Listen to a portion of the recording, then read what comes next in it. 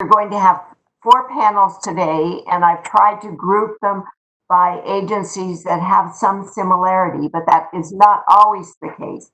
But I think the first 3 really are, and we will have 3 federal agency participants, leaders. Ron Jarman, who's the Deputy Director of the Census Bureau.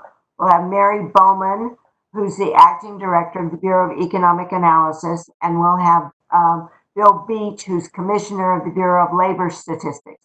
They are going to have about 15 minutes for their presentation. It will now be recorded.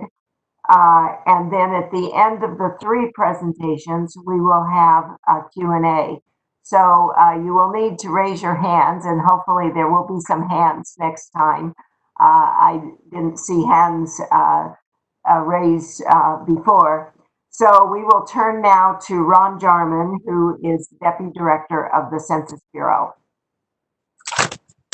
So can you hear me?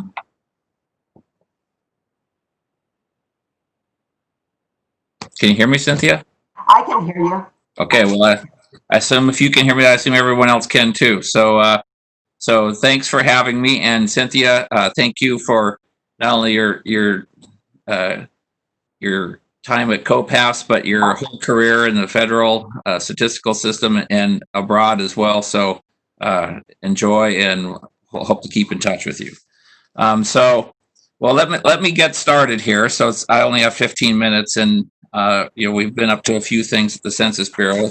Welcome to my basement lair where we've been doing lots of discussions. So before I jump into decennial and other sort of more topics that I think people want to hear, I did want to mention real fast the activities that we've been doing to try to provide more timely measurement in this time of crisis from the pandemic and the impact on our citizens and the economy. So as Carrie mentioned in her remarks, the Census Bureau has in very rapid succession stood up 2 pulse surveys, one of households and one of small businesses.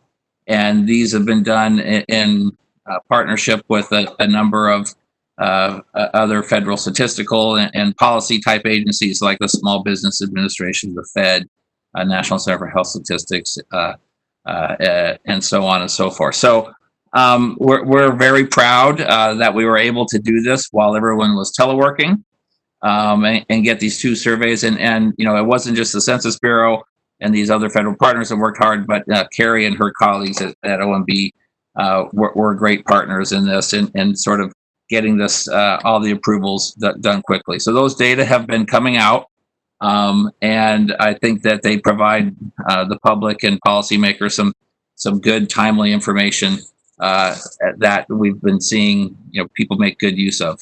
In addition to those 2 things, we also we have and you can see all this on our experimental data page on our website.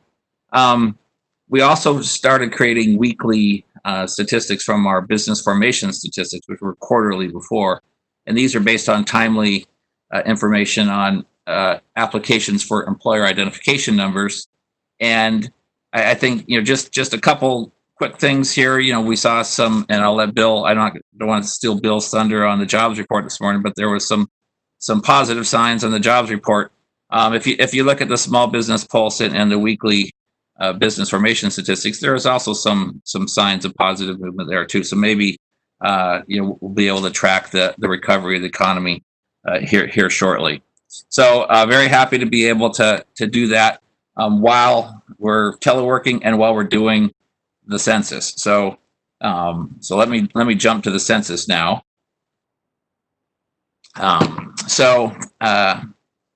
As Carrie mentioned, with the pandemic, we've had to make big adjustments to our field work for the 2020 census. Obviously, we take the health and safety of our employees and the health and safety of the public very seriously. So we've been following, federal, state, and local guidance on when we can do certain activities out in the field. Most of our area census offices were taken down to sort of a skeleton staff We slowed down our hiring and fingerprinting for the hundreds of thousands of people that we use for non-response follow-up operations. And so everything just sort of took a pause for a while. But while that was happening, people could still continue to respond to the census online or the phone or through the mail. And we've just recently achieved our target for the start of NRFU of 60.5% self-response rate. And so, by the time we do start NRFU back up again, which is targeted for mid-August, we should be well above that. And so I think that's maybe a little bit of a silver lining to the cloud of the pandemic and its impacts on the census. So just let me go through a couple things. So one of the issues that we are concerned about, and that many communities across the country are concerned about, are given the timing of the pandemic and schools and universities closing around the country, is where to count. Are we going to get an accurate count, and both in terms of the numbers and the location of college students? So we are working with colleges and universities right now to try to get as much administrative data as we can from them about who was on their rosters on April 1st. Obviously, the residence rules of the census, we want those college students to be counted where they would have been if it hadn't been for the pandemic. And on April 1st, that was still on campus for most of them. And so we don't want to count them at their parents' house. We want to be able to count them on the campus. And so we're working with administrators and colleges and universities to try to make that happen. Again, other group quarters, working with nursing homes and other folks, given the challenges of the quarantine, we've been trying to do our best to make sure that we get accurate counts in those group quarters. We're also working, with our partners right now to try to think of how we want to reschedule, our service-based enumeration and our counts of the homeless. That'll probably be moved closer to the fall to try to mimic the timing, this sort of seasonal pattern of where these folks might be. But that's still in progress, and we're still having discussions.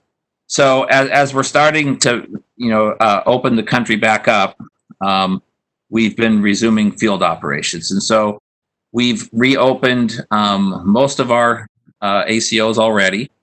And by next week, I imagine all but a very small number will be open as well. This is to both get our hiring for non-response follow-up operations back on track, but also, excuse me, also to get our update leave operation going. So let me get a drink of water here.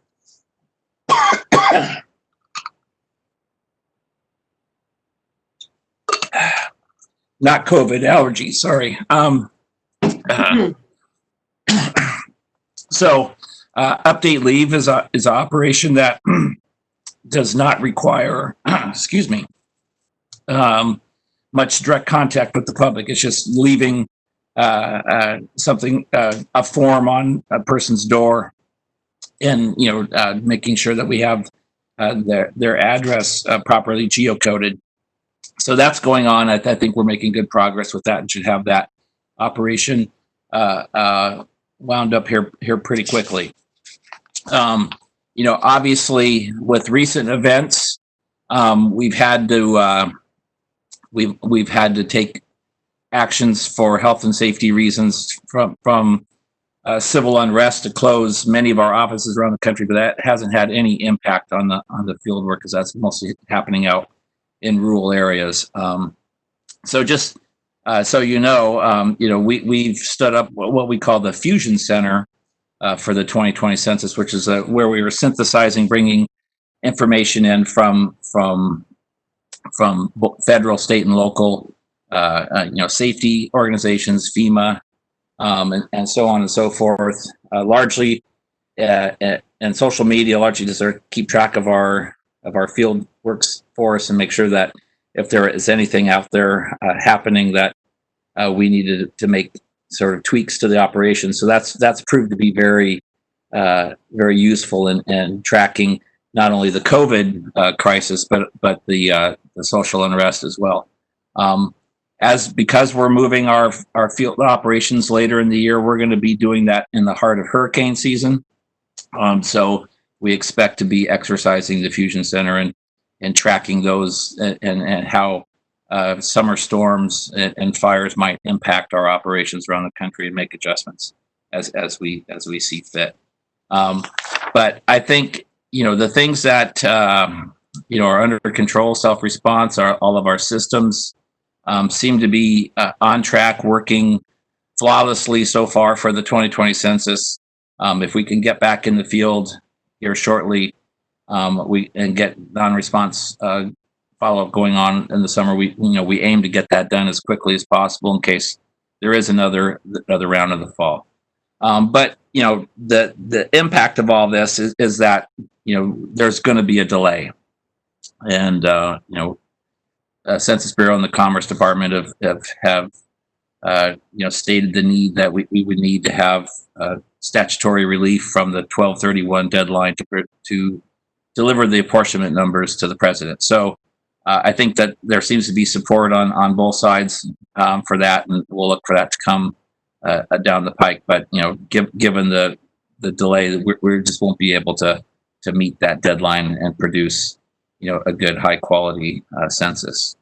So let me talk about some of the impacts on our current surveys. So we've been able to keep most of our business and household surveys moving forward, but this has been a challenge because we not only do we send everyone home from headquarters, but we send everyone home from our national processing center in mid-March as well, and that's where all our stuff gets mailed out of, where especially for the current surveys, where all the paper data are captured, and where we do a lot of phone calls and stuff from. So we've had to adjust operations for our current surveys to sort of make up for that. But we've been able to keep all of our economic indicator programs going forward. We've moved a lot of those phone calls to headquarters staff or National Processing Center staff that have been teleworking. And also additional use of email and other contact methods to make sure that we're getting to businesses, especially for the economic indicator programs. We have had a hit to response rates, depending on survey, between 5 and 10%. So, we are working to try to bump that back up. Hopefully as normal operations start to commence in businesses, that'll come back up to sort of pre-COVID crisis levels. Similar types of story on our household surveys. NPC obviously is a big deal. We've had to cease in-person field interviews, but our interviewers have been doing much of that work by phone. And that seems to have been going pretty well. We have had some response rates, going down a bit as well, including the CPS. I think as we continue to adjust to these changes, hopefully we can find ways to bump those back up. But losing the in-person interview for some of these household surveys, could something we probably don't want to continue for a long period of time. So we want to be able to get those folks back in the field, as well as our 2020 census enumerators. But by and large, we've been able to keep the data flowing, which I think in this time when data is even more important than normal, it is really critical. So very proud of the staff. The ability of folks to sort of keep everything running while working from home has been a huge, pleasant surprise for us at the Census Bureau. And I think we owe everybody a debt of gratitude, a pat on the back. The folks have just done amazing work. that we might want them to telework all the time now. But just, kind of wrap up here. We're in a good place on budget. I think even with the changes in operations for the 2020 census, we did have a substantial amount of contingency. We don't think that any of the changes that we've done and the extension of the data collection period through the end of October is going to eat through all of that contingency. And hopefully, there should be enough if there's some other things that we have to do related to hurricanes or wildfires or something like that. So I think we're in a pretty good place if the virus cooperates with us. If we don't have too bad of a summer storm season, I think we should be able to wrap up non-response follow-up on time and be able to get or on the new schedule and be able to get the numbers out, early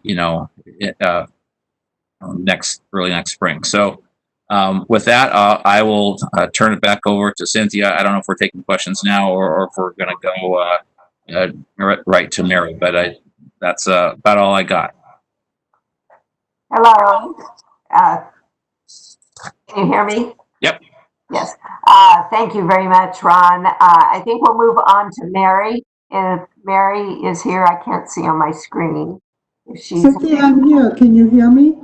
Oh, yes, I can hear you. I will unmute myself. Thank you. Mary is the acting director of the Bureau of Economic Analysis. She's had a good career in federal statistics. This is her third or fourth agency. So welcome to Mary. Thank you, Cynthia, and congratulations on your leadership at COPAFS and the statistical system. I thoroughly enjoyed working together with you when we were both at USDA. And as you mentioned, I've been director since the end of March when Brian Boyer left to go to NCHS. And Brian left a legacy of accomplishments at BEA, including leading improvements to the national accounts, responding to data user needs for more detailed and timely statistics, and researching and adopting new methods such as big data applications. Internally, Brian set a standard for working together and collaborating as one BEA. I've got some slides and want to focus on 3 topics. Can everyone see my slides?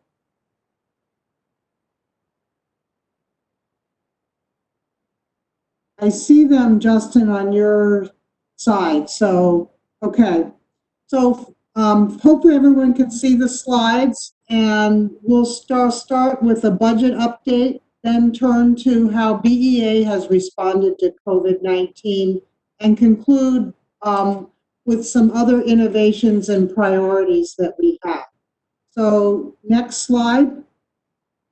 For the BEA budget, I think similar to census, we're in pretty good shape.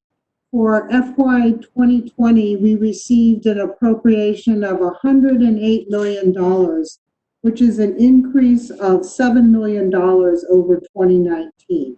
And this provides funding for our core programs and adds 2 new programs to produce GDP statistics for Puerto Rico, and also to make progress with the establishment of a federal data service. And this is in close coordination with the Census Bureau. In addition, the budget formally recognizes the integration of the National and Industry Directorates at BEA. And this is an important milestone. So keep the budget slide. Yeah, this is an important milestone towards accelerating the release of our GDP estimates by bringing these 2 groups together. And we're on track to publish at the end of September a simultaneous look in the 3rd estimate of GDP by nationally, by state, and by industry. And I think this will be especially valuable as policymakers and researchers look for connections across the economy to understand what's changing. So that's 2020. For 2021, the president's budget includes $112 million for BEA, an increase of $4 million. And this funds our core activities, continues the work on producing GDP for Puerto Rico, and also continues our work on evidence-based policymaking, work to set up the Federal Data Service, and also establishes the Chief Data Officer position for Commerce in the Office of the Undersecretary for Economic Affairs. So that's a high-level overview of our budget. Let me turn now and next slide to the COVID-19 response. And similar to census, we're operating very effectively with 100% telework since the middle of March. I think this is week 12, but really almost at the point where we're going to stop counting.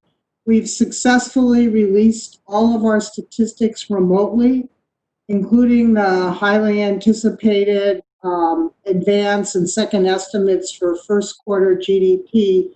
And I believe that if you're a data user and you go to the BEA website or you contact our staff, you really don't know whether we're in Suitland or not. I mean, we definitely missed some meetings and connecting with each other, but we've come very good at WebEx and video conferencing that's enabled us to be successful over almost 3 months.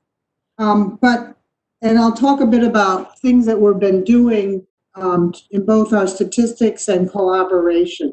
So we've been working very closely with colleagues in other agencies, including my fellow panel members' agencies, to understand changes in source data and share our thinking about adjustments to methods and data. So notably, really thanks to the Census Bureau that organizes this meeting, we have a weekly call with Census, BLS, the Federal Reserve Board, and other statistical agencies to discuss the status of the statistical indicators. And as appropriate, we hold high-level, in-depth discussions on specific topics. An example being a very productive discussion and valuable with BLS on our joint productivity accounts. I think it's been impressive how all this has come together and people are coordinating and talking about things, but it really builds on many years of collaboration and work that we've done with especially Census to advance the data that we get for our initial GDP estimate. Just one example is we now have the Census Advanced Indicators Report with retail and wholesale trade and international trade in goods available for our preliminary estimate. Back in the 2008 financial crisis, we didn't have that data for the third month. Another example is we have more timely customs and border control data on international travelers, where we now have all 3 months. Previously, we had to forecast 1 or more months. So I think especially when you think of the nature of the changes with COVID-19 and the just almost collapse of travel in the past few months, that's been very valuable to produce accurate statistics. So I think we've got good partnerships. It builds on a legacy of a decade of work to improve our statistics. And then looking across the system, Carrie mentioned that the ICSP is providing coordination and has stood up 3 groups. And I'm leading a group looking to document and describe the innovations that statistical agencies have made with their products during COVID-19. So you heard from Ron about the pulse surveys, and we'll have we want to pull this together across the statistical agencies, document lessons learned, and I think work together to learn by what each other is doing to make further improvements in the short run. So that's across the system. Inside BEA, we've formed 3 working groups with participants across the Bureau, really continuing Brian's legacy of collaboration. One group is coordinating our work on source data so that we use it and treat any adjustments consistently across the parts of our accounts, and that we have transparent and high quality documentation of what we're doing. Second, we have an information group that is collecting the huge volume of forecasting and research around COVID-19 to have a one place where our staff can go and get information on potential data gaps, ground truth our estimates, and that's been very valuable. Then we have a third group that covers research and impact analysis and is looking at how to model the effects of COVID-19 on the economy and conduct targeted analysis on specific topics related to the outbreak. One example of the research we've already produced is a working paper that we posted on our website in March using daily credit card data to track the economic impacts of COVID-19 on consumer spending. And this provided insights behind our first estimates as to the nature of the changes that took place in March. And we continue to use this credit card data. We previously had the monthly data, now the daily data, to ground truth information we have and be able to tell a richer story about changes in the economy. Next slide, please. So all of this, we're working very hard and committed to making available and transparent to people this work and thinking behind our estimates. We have one-stop shopping on our website, and you can see here images from our page, bea.gov/recovery, that also has a link on the front page of our website. And we've got multiple outlets or ways to describe what we're doing, from high-level plain language synthesis to detailed technical notes and longer reports that talk about how the COVID recovery programs are being incorporated into our accounts. So that's our commitment to transparency, and we're going to build that out over time and make sure that users can understand what we've done. Another example is for users of our RIMS2 model and multipliers. We haven't made any changes, but we posted a note on our website providing guidance about how to use these tools or not to use them to assess COVID-19 impacts. Next slide, please. So let me turn now to other innovations and priorities at BEA. The first three on outdoor recreation, county GDP, and Puerto Rico were released towards the end of 2019. For outdoor recreation, we built on our national level statistics to release state level statistics on the outdoor recreation economy and activities. And we're taking comments and improving them, and we'll have the first official statistics by state this fall. It's been a very popular product. In December, BEA released the first county level official statistics for GDP, and this is something we'll release in December every year going forward. I've gotten a lot of interest by having a more granular look at how the economy is changing. Then Puerto Rico will provide full GDP statistics later this year, and that will build on last fall's release with major components. Jumping down a couple bullets, BEA updated our detailed healthcare expenditure statistics in May, and this advances by 5 months the time to release, and we're continuing to work on making those more timely. Next, I'm going to cover the other items in more detail. Next slide, please. Great. So for the past few years, BEA has had a GDP and beyond initiative that has the goal to set priorities and undertake work to provide a broader approach to measuring economic well-being and growth, with this focus on related to BEA's mission of economic statistics.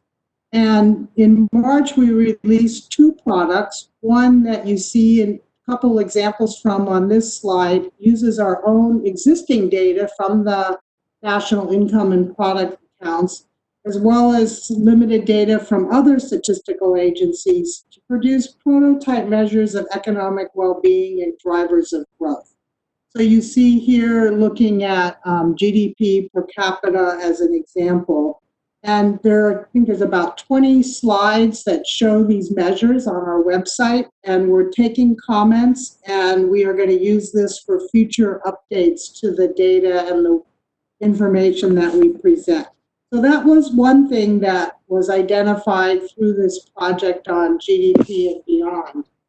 Another really significant step in that work is to, next slide, expand the reach of our GDP statistics through measures of personal income distribution. And BEA released estimates, prototype estimates for the distribution of personal income and its major components for 2007 to 16 that provides statistics on how American households share in economic growth consistent with our national accounts. And we're currently gathering feedback on these statistics. There's extensive documentation on our website about how we produced it, which data sources, and describing the results. So we would welcome comments. And we had a very robust discussion at our May Advisory Committee meeting, where we brought in some of the other researchers that look at distribution of income measures. So we're taking all this on board, and we plan to publish the first official statistics in December that will have data through 2018. So extend the current data by 2 years. And just a slide to show some results. Next slide. Oops.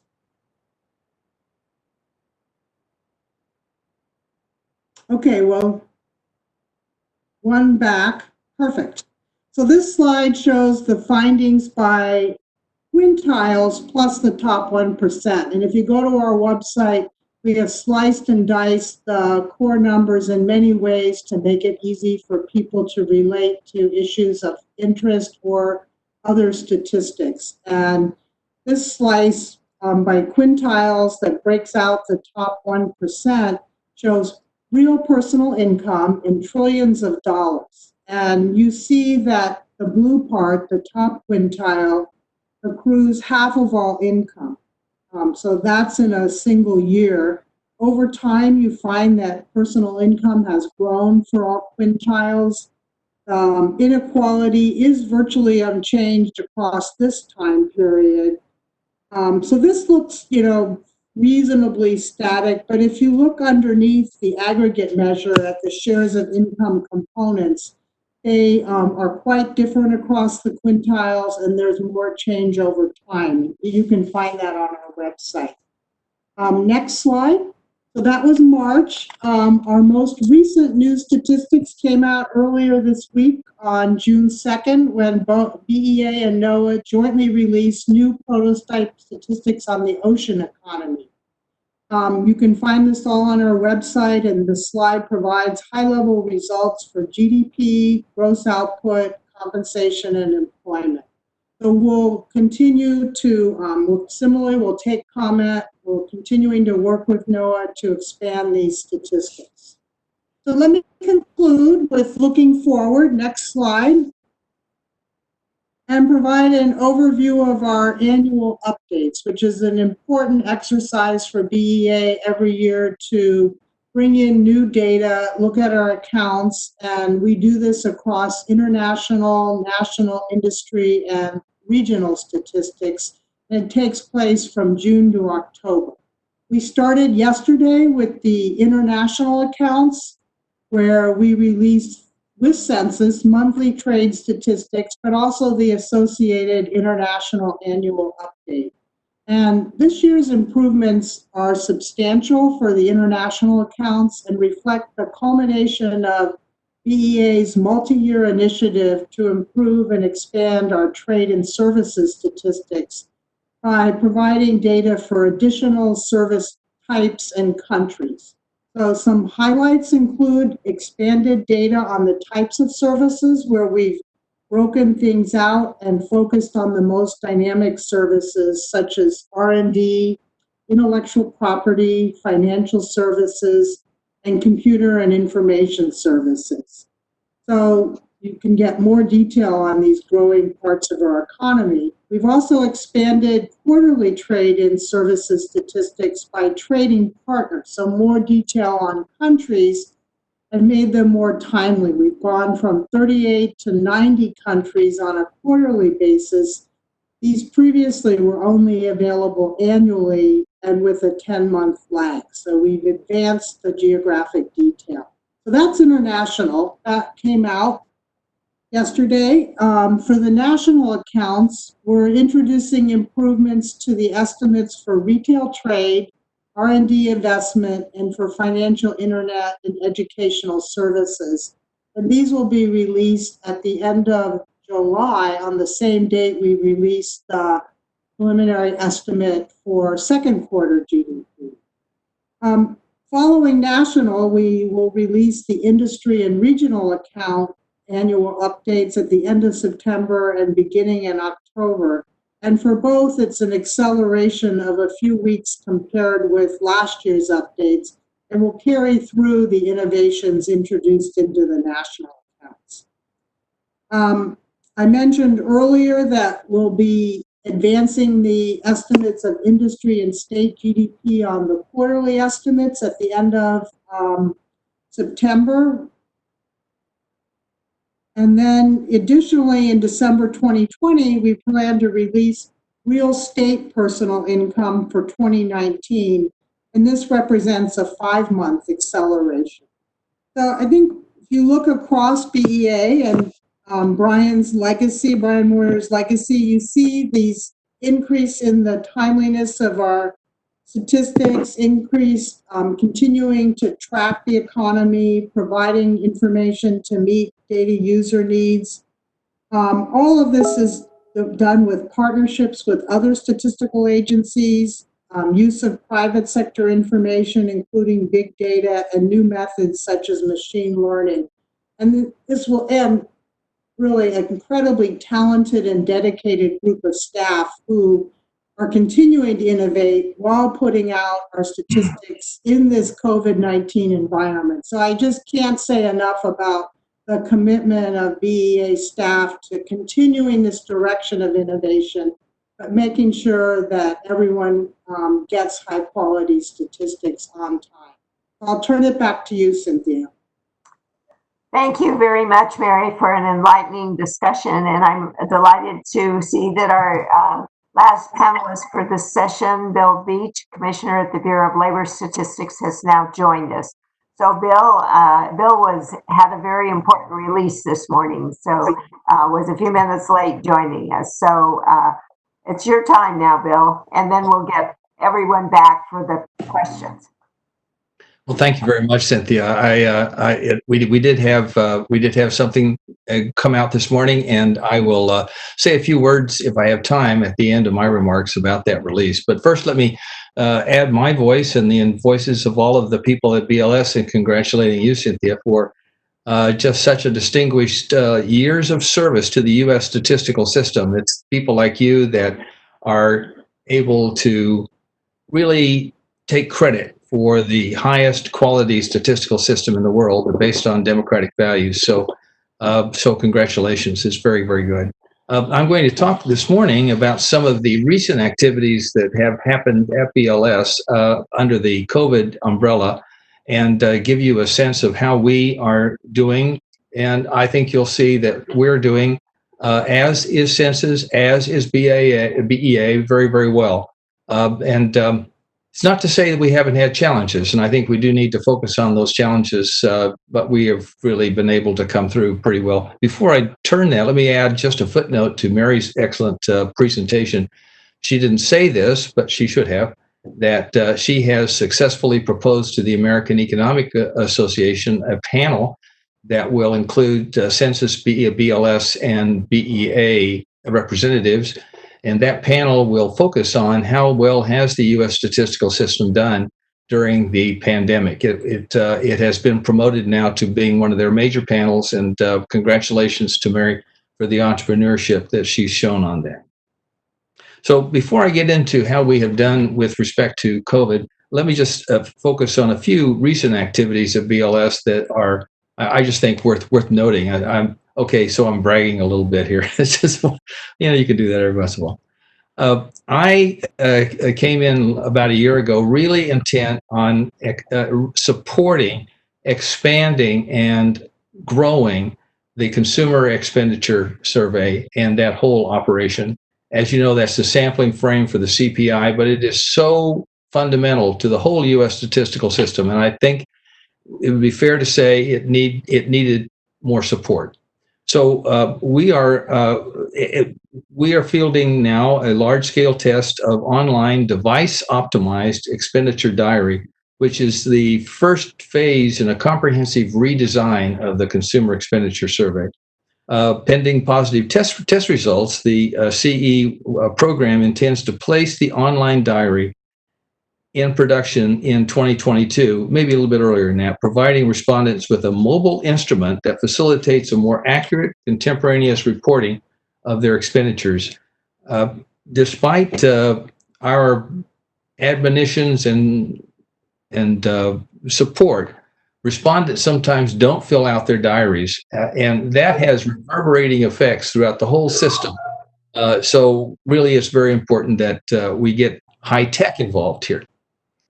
Turning now to the Office of Employment and Unemployment Statistics, that's where we do the jobs report, among many other things. The current population survey, that's our CPS, released persons with a disability, barriers to employment, types of assistance, and other labor-related issues on May the 1st. That's a very important report on those people who are working and doing things, but also have a disability.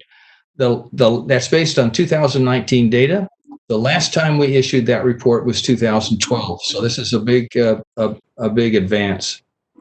BLS has 3 ongoing engagements with the National Academy of Sciences Committee on National Statistics. You all know about one of those. It predated me. That is the panel that's looking at the contingent worker supplement. Now, they're supposed to report any day on improvements that we should make to the contingent worker surveys. And a few weeks ago, we had an opening session for a panel on retail trade. I really think that that's important. Retail trade has changed amazingly in the last decade. And so we're looking at potentially doing a set of satellite statistics on new retail trade. We're kind of behind the times on that. We're joined in that by the Census Bureau, who has, of course, responsibility for the survey of retail sales activity. And last week, we participated in the opening of the panel looking at ways to improve the CPI. This is a big panel, a major initiative that needed to be done. And I am so impressed by the people who are on that panel. I look forward to this panel making the same kind of earthquake changes that the 2002 panel did to the CPI. Finally, the Occupational Requirements Survey published its first year of estimates for the second wave of collection on May 28, 2020. ORS, the Occupational Requirements Survey, goes through each job in detail and says, what kind of skills do you need? What standing and sitting and thinking? In my job, they found that no thinking was required, though I have to walk a lot and talk a lot. So the amount of data will increase year by year. This new wave actually takes the cognitive requirements of jobs, as well as whether jobs can be performed via telework. So this is going to be important for those people who are involved in productivity studies and Social Security disability insurance reform. A lot of things will hinge on this. So there's been a lot of basic information coming out. Now let me turn to COVID. As my colleagues have already stated, we've remained open 100%. So when I think about us, we're 100% on telework. Are we at the office? Yes, we're at the office. I joined Ron in saying, why don't we just continue this way? It's kind of nice, you know. I have a traffic jam in front of my house all the time with all the delivery trucks, but it kind of feels like the Autobahn sometimes. But on the other hand, productivity has been strong. And honestly, I don't know if return to work might, return to the office might be a bad idea, but I think we're going back. So the pandemic allowed us to utilize lots of new technology. releasing confidential data using the publicly switched network. A big move for us. Email, internet collection, using video links to talk to respondents, something we never thought we were going to be able to do. I mean, in-person interviews are important. I join Ron in that. I think getting our interviewers into the field, getting his interviewers, particularly for the household survey, into the field again is going to be really, really important. But on the other hand, let me just say that, as I'll say in a little bit, response rates have held up. So we need to be thinking about what the next step is here. I have field operations. Nearly 1,000 people are in the field working for BLS, primarily in the Price area. Well, if you add the folks with the household survey that come from census, we've got a lot of people out there. Well, a lot of folks are not going to say, well, you can't come back into my house. No, you can't come back into my business. You got to stay out of here. I think that world is reality now. So we won't go back to the same level of in-person interviews, in-store collection that we did before. So that's something we'll have to work with. We've made a number of data collection estimates. Changes. We moved most CPI collection from in-person to online. That was a big move on our part. We closed our contract data collection centers and transitioned workers to telework. There's a funny story here. We found that most of our full-time employees were telework ready, but the contract employees that we depended on, we were surprised to learn, were not telework ready. So we literally opened up the closets at BLS all across the country and tried to find old computers. Now, my guess is all of those computers should have been returned to the Department of Labor, but we just never got around to it. Thank goodness we didn't, because we had all these computers to give the contractors. The problem was we didn't have power cords. So there was a big panic to try to find enough power cords. So I think one of the things COPAFS can do from here on out is to build a stockpile of power cords for the future pandemic. And you could put that on your to-do list.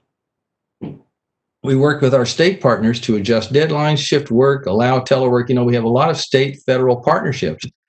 By the way, the states also had a lot of trouble getting up to telework levels. And I think that's something that's outside of the orbit of COPAFS, but it certainly is something to think about. How well are the states for doing things?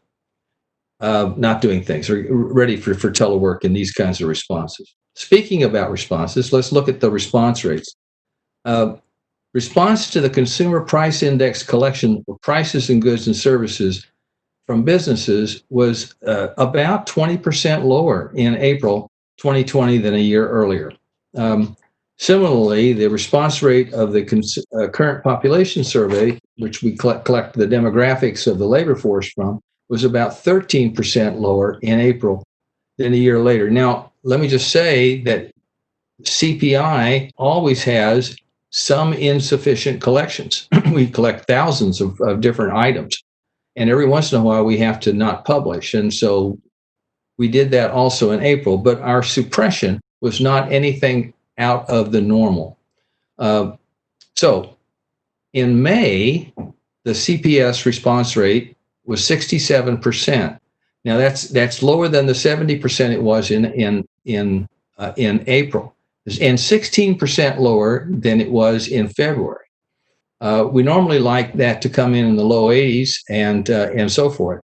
Even so, the 67% response rate was sufficient for us to publish all of the detail in today's household survey report, which is the Table A series in the jobs report. In contrast, the response from businesses through the current establishment survey has been holding up very nicely. The CES response rate in May was pretty close to the normal range, right? Just if I remember correctly, it was only a couple of points lower than the average. I think it was 69.4 or something like that. And I think the average is around 74% for the first closing. We closed that survey, and I know you love this detail, three times and make those revisions to the jobs.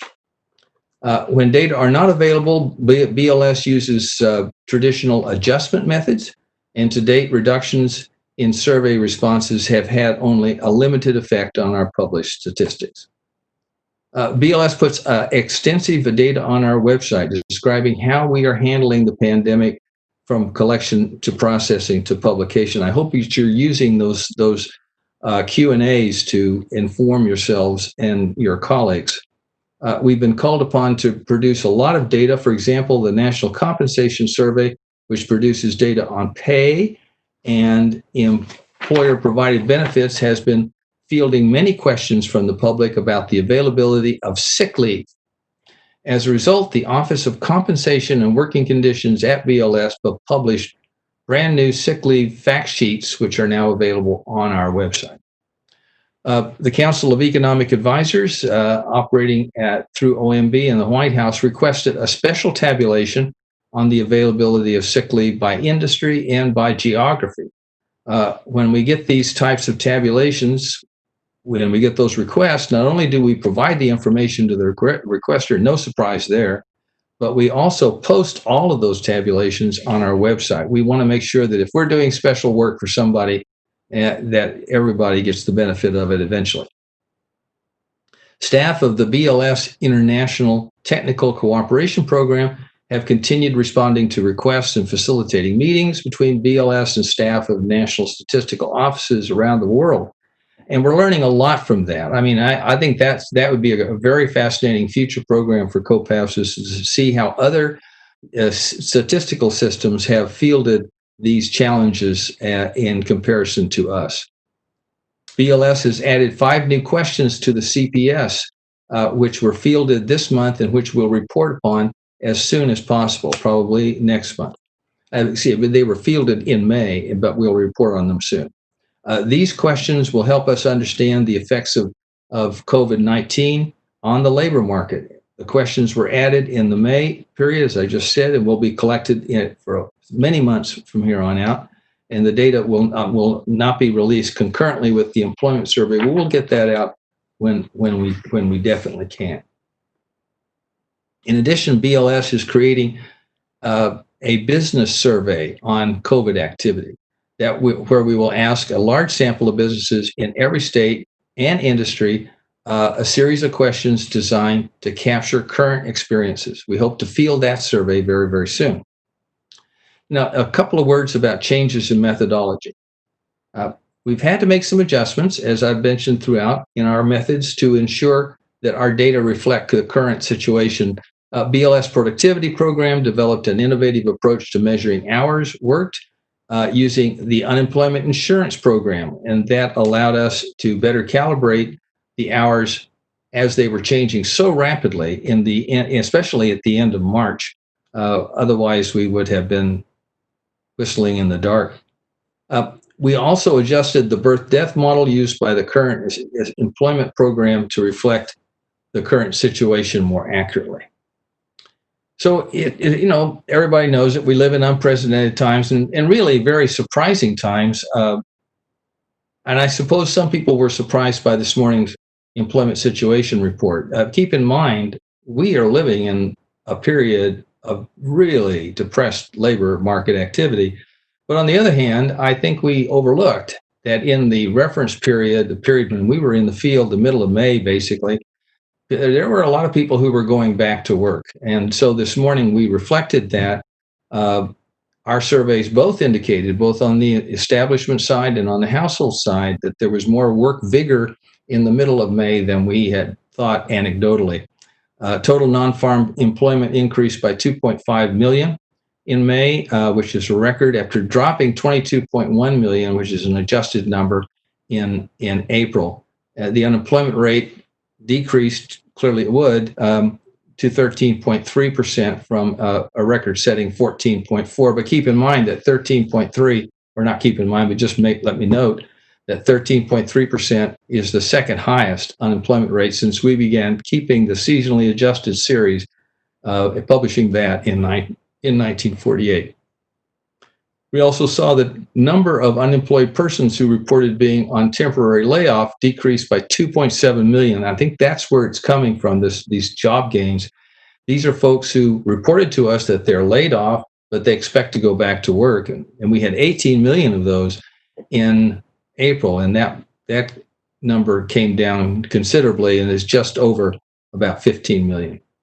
Last month, we produced the latest data on CPI, which declined 0.8% in April, the largest monthly decline since 2008. The May CPI is to be released next week. And BLS will just, continue doing this. We're trying to get our data out as quickly as we can, but we are not going to allow the haste to reduce the quality. We have gold standard data. We're going to stay that way, and that's it. Okay. So the basic bottom line is we're open for business. We continue to adapt. We continue to do innovative things. As Mary has said, as Ron has said, we're right there with them. We're committed to serving the American people and delivering for them the best information which they need now in order to know what's happening in the world around them. As always, Cynthia, it's just such a great pleasure to be with COPAFS. I wish I could be there, and I'm sure everybody has said this in person. I think we're doing all right. Though we need you to collect power cords in the future so that we won't have the surprise that we had. Thanks so much, and I'll send it back to you.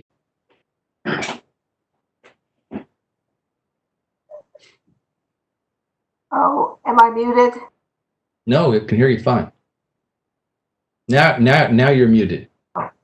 Thank you very much, Bill. Thank you for the very extensive report. And now we have some time, and we're hoping to get the three panelists on the screen together, and we will have questions for all of you. It seems the best way to have questions is to send them to me on private chat. And so I have some that I am going to begin with. Let's see, I see Mary. I was hoping to get Bill and Ron, all three of you, up on the screen together, but my screen doesn't look like that, but maybe yours does. So the first question is from Linda Jacobson, and she has a question for Ron Jarman, and she wants to know whether they are seeing any impact in data quality in the CPS or the other household surveys due to the lower response rate that you referenced. And Ron, do you want to respond to that? So I think maybe this is a question for both Bill and I. So,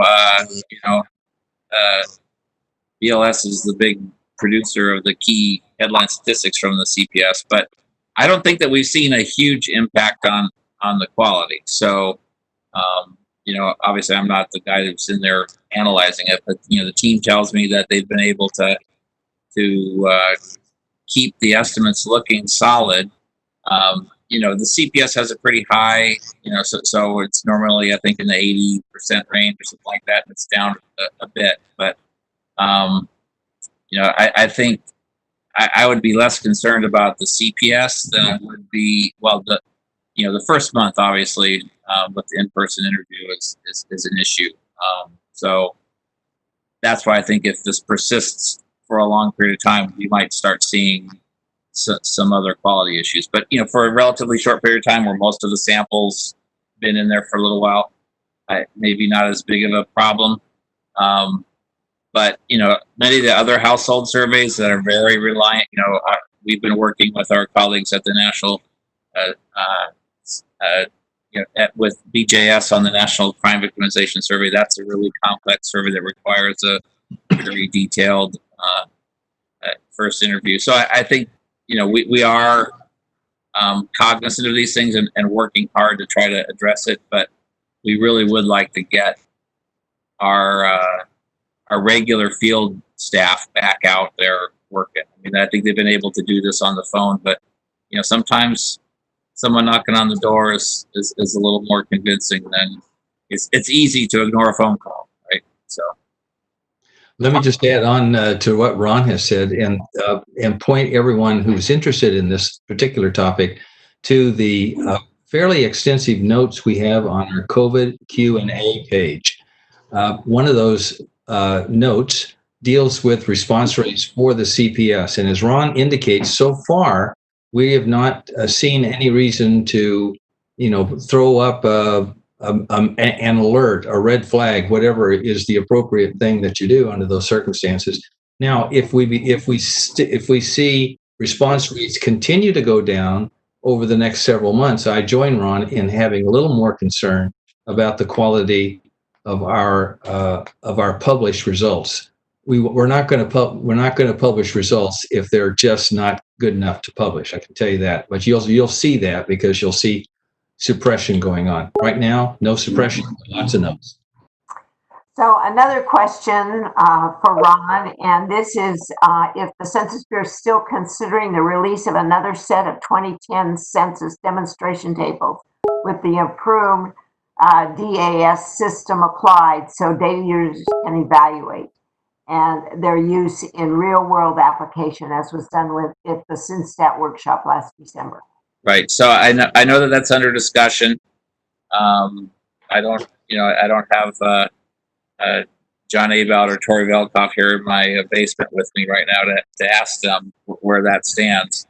I've been worried about some other other issues over the past couple weeks, but I think that's under consideration. It's largely, a bandwidth issue on our staff, how much we can do to support that on top of everything else that we're doing. So we would like to do as much as we can, but it's, there are other considerations here. So I'd like to repeat a comment from Maureen Haver, who's on the COPAFS board. She wanted to provide kudos to the Census Bureau for fielding the weekly pulse surveys and putting out weekly business formation statistics. How long does the Census Bureau intend to continue the pulse surveys? And will weekly business formations continue as a permanent release? So I think the business formation statistics probably can remain as a weekly statistic. There's, that's coming from an administrative data feed. I don't think there's any issues with that. Obviously, we don't intend the pulse surveys to be permanent, but we are looking into a second phase of both of them. A phase is more aimed at trying to inquire about how things are going as the economy is coming out of the bottom of the trough and how households and small businesses are doing. And we are also thinking that this model is something that we could use on a pretty localized basis for other things like, hurricanes and what have you. So we like the model of the pulse surveys, and I think we will continue to use that model in the future as circumstances dictate. But we are very cognizant of the burden that we're putting on small businesses and households of asking questions with that frequency, and we know that we need to use this tool carefully. So, thank you. That's a very timely response. And another question: how has fielding new surveys, and that actually could apply to any of you, coping with high non-response and acquisition of more private data affected the agency budgets? And will this require any supplemental appropriations? So maybe Ron and then Bill, then Mary, not so much into fielding new surveys. But. Right. So I think, the pulse surveys are pretty cost effective. We're not mailing out for these. This is all an email and phone/text contact strategy. So that they're not really costly, but you're also getting 20% response rates on a weekly pulse survey. If you wanted to do something more elaborate and put higher quality standards on them, the costs probably would start looking more like our other surveys. I think it's an interesting question about the cost implications of going after other administrative or private data. In either case, they are not a quick turnaround solution. It requires, even for something that's not going to cost you any money out of pocket to buy something, you're still talking about months, if not years, of negotiations with lawyers on both sides. And so all three of the agencies here have been working with a number of private sector organizations, and sometimes this stuff really does take a long time. So it's something I think we're very keen to invest in.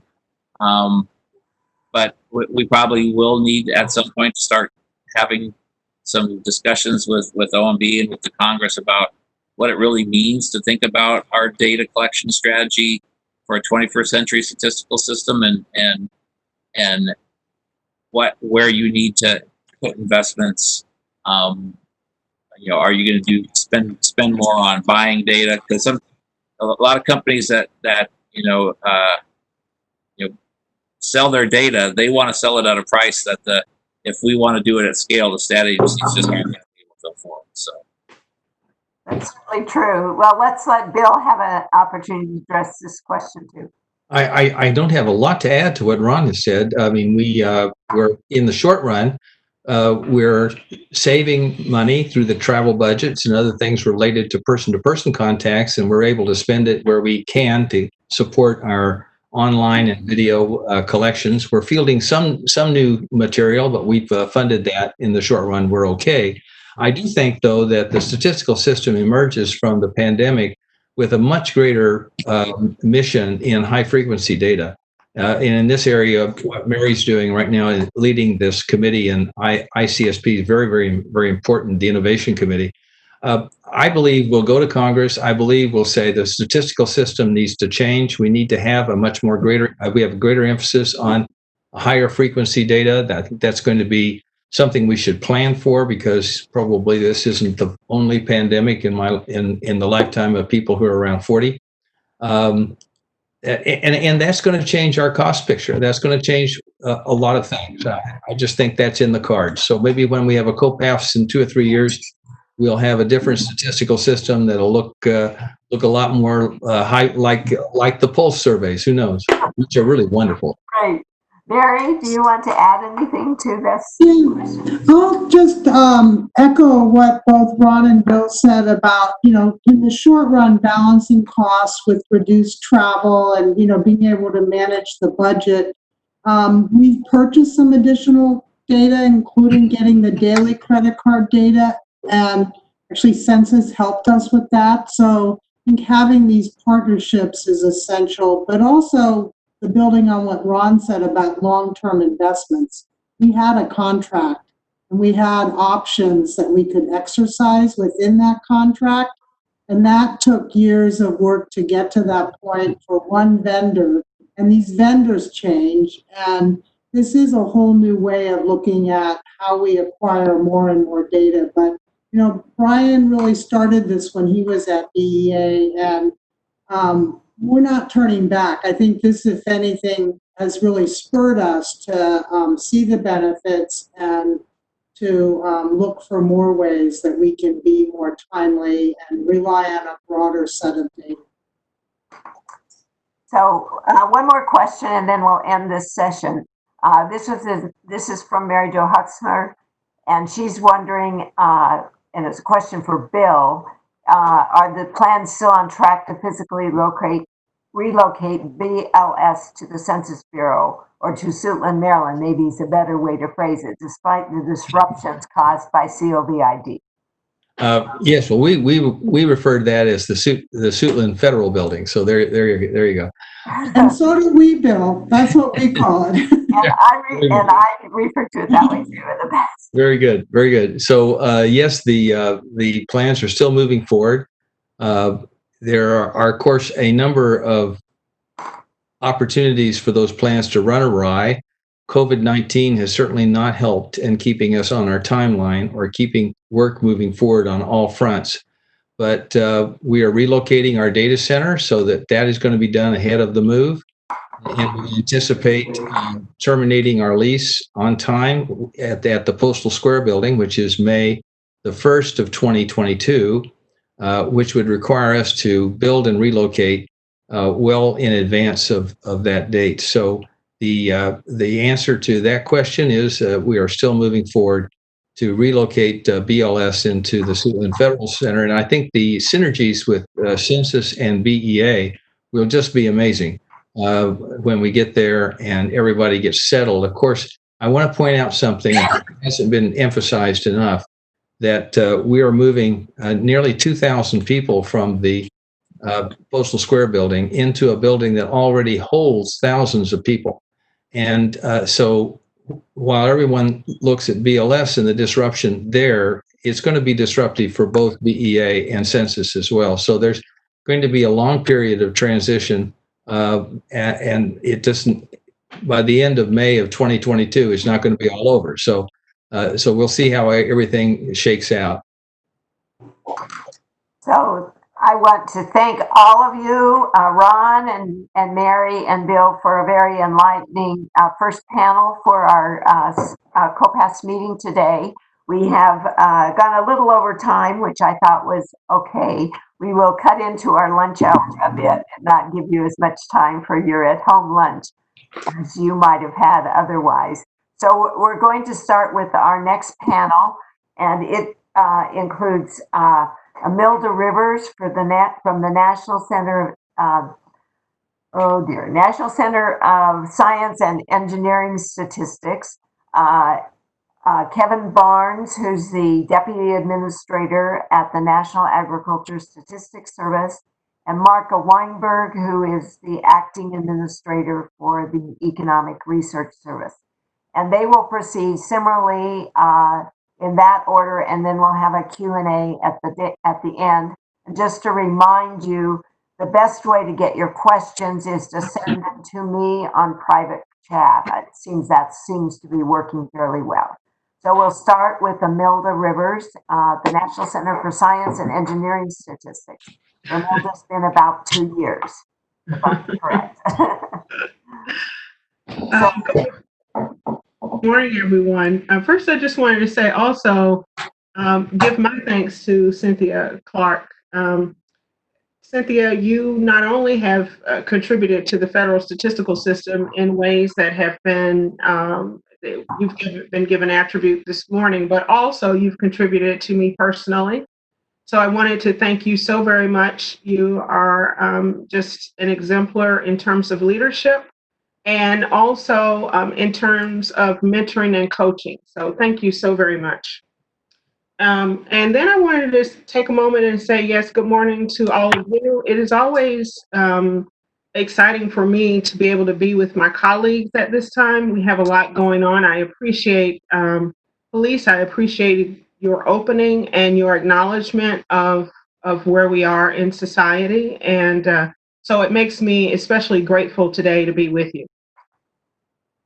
So as we start talking about the National Center for Science and Engineering Statistics, what I want to tell you, I'm always reminding you a little bit about who we are, since we're not one of the largest statistical agencies. Wanted to talk about the COVID-19 impact. I've gone to the next slide, Justin. A little bit about staffing, dissemination of our agency statistical information, and then just a little bit about our budget. So about NCSES, which is the next slide. You can go on.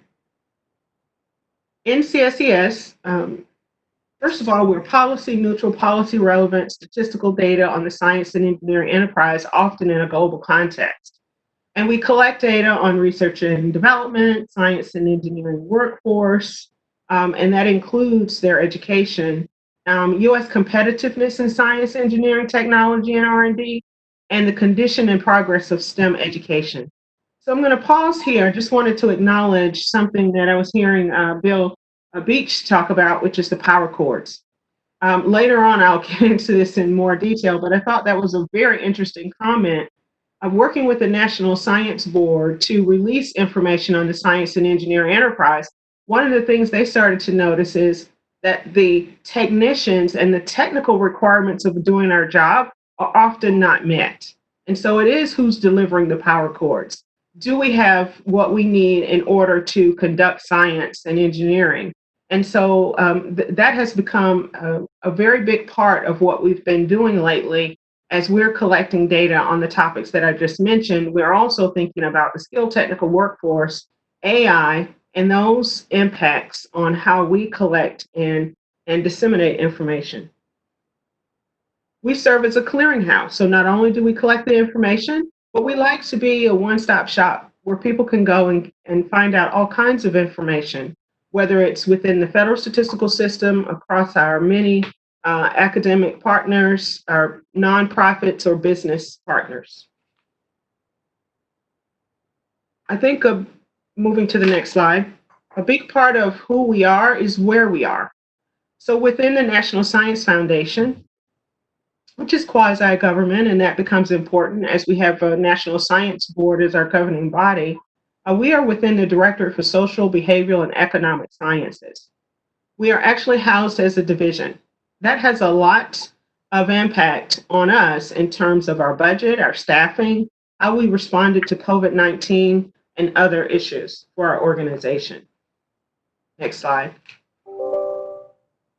We're collecting data and analyzing it from a variety of establishments and people. And again, we can think about this in the context of our surveys, but for today, I say, let's think about this in the context of COVID-19 and the impact that all of these establishments, and moving to the next part of the slide, all of these people actually have an impact with where we are now. We're talking to the S&E graduate students, college grads, doctor recipients, and early career doctorates. And we heard earlier about the unemployment rate and the situation of employment. Thinking about people who are graduating from academic institutions, I'm sure when they started, they thought they would be on one path, and that probably included a path to employment. But what does that look like now that we're in COVID-19 and other things are happening within our country that's changing the landscape, not only of how statistical agencies do business, but how education happens in the US. So moving on to COVID-19. Like many of you have already mentioned, it has a big impact on NCSES, from our employees to our contractors, our visitors, our respondents. So things such as getting responses from people in the mailroom at the National Science Foundation. If we can't go in the building, we don't know that people have contacted us. We're not aware of return of incentive checks, for instance. So I'll talk a little about the NCSES operations. Next slide. And then I also wanted to talk to you about opportunities, as others have done today, to inform the impact of COVID-19. So I'd say there's been a high impact, next slide, on NCSES operations. We've heard from agencies that have many people in the field. We go to the next bullet point. We've heard from agency heads. We could stop right here. We've heard from agency heads in terms of how they're reaching out to the people in the field, the type of equipment that they have. And one aspect I'd like to mention is just the psychological impact of working from home and feeling connected 24/7. And so one of the things that I've been very proud of NSF in terms of offering employee assistance and mentoring, being able to talk to people about the levels of stress that they might be enduring, particularly because the government, traditionally, we are workers we accommodate. We're really good accommodators, and we're really good at meeting our missions and moving on as business as usual when we're in an environment where it's not business as usual. So for us, some of the things that we thought was actually a change, a paradigm shift from people thinking, well, this is just telework. And so whatever people had when they were teleworking, they can just use now. When indeed they've gone from a 1 or 2 days of being in their homes to actually having their home almost become an establishment where they need supplies, such as Bill mentioned, power cords, they need monitors, and they need all of those things. And so trying to change the paradigm, even around the thinking about how do we get people the equipment they need. So for bigger agencies, perhaps that's an easier operation, but for smaller agencies, it means also collaborating with people within the National Science Foundation to make this happen. I wanted to think now about our survey operations. Much of what you've heard before, and you can go to the next point, are things that we have experienced as well. Reduced response rates. Again, I'll go to the human side of this just a little bit. In addition to recognizing that the organizations themselves have been impacted, whether they're contractors or whether they're the government agencies that we leverage their operations to get our work done, we haven't talked much about the actual people. So we know that there are numbers, hundreds, I think it's in the hundred thousands of people who died. And then we know there's hundred thousands more who've been tested. Some of those people are working in the organizations that we rely on to get our work done. And so from that point of view, it's also thinking about, yes, the response rates are reduced. What can we do to make sure that we maintain the quality data? And then the question is, what can we do to make sure that the human element is considered as we go on with business, as much as usual, as we can, focusing on quality. Moving on to the next point. And so you could just go through all of this list. So we've seen the physical location of businesses and institutions closed. We've seen the closure of call centers. And much of this, again, is our reliance on the other federal statistical agencies to conduct some of our surveys. But I think one of the things that's been interesting, and I heard Ron and others talk about it, is a consideration of alternate data sources. I think this is an opportunity to actually move forward on some of those areas that are in the federal data strategy, that are in the Evidence Act, that are calling for us to think about these non-traditional ways of collecting data. So the Pulse survey is very exciting to us. And as Bill mentioned, we really need to be thinking about how do we go to a sustainable model of more timely turnaround surveys. In terms of our scheduled data reports and releases, you could go to the next. We have two congressionally mandated reports. Our Women, Minorities, and Persons with Disability, well, it's scheduled to come out in 2021, and we're already recognizing that that report will be delayed, partly because of employees who've been impacted by COVID-19 themselves, as well as some of the operations being delayed. This particular report provides information to Congress to talk about the demographics of scientists and engineers, and it gives it in the context of non-science and engineering disciplines. This is very important to the US economy as well as to the global economy as we think about the future of science and engineering in the US. Next bullet. I've already talked about our congressionally mandated science and engineering indicators report. To some degree, I've talked about that. One of the things I want to mention here is, yes, we just produced this report with extensive in-reach as well as outreach with Congress and others, as people were very concerned about there seeming to be an outpacing by China, outpacing the US as it relates to R&D. And so these are things that have an impact on our economy. And then we also understand that there are some other impacts that we're seeing as we have discussions on China and US competitiveness. Next slide. Moving on to opportunities to inform the COVID-19 impact.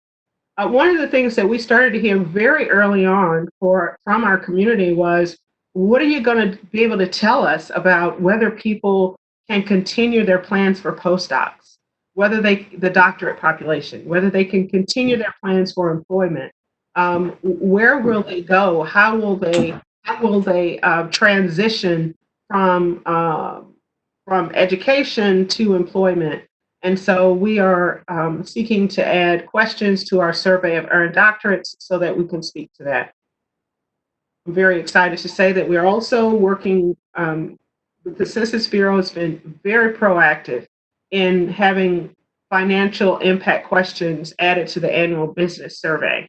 And I think this is an opportunity that will cut across several components of this sector to help us to understand what this looks like from the business, from the businesses with their employees. It's just going to be very important in terms of economic data.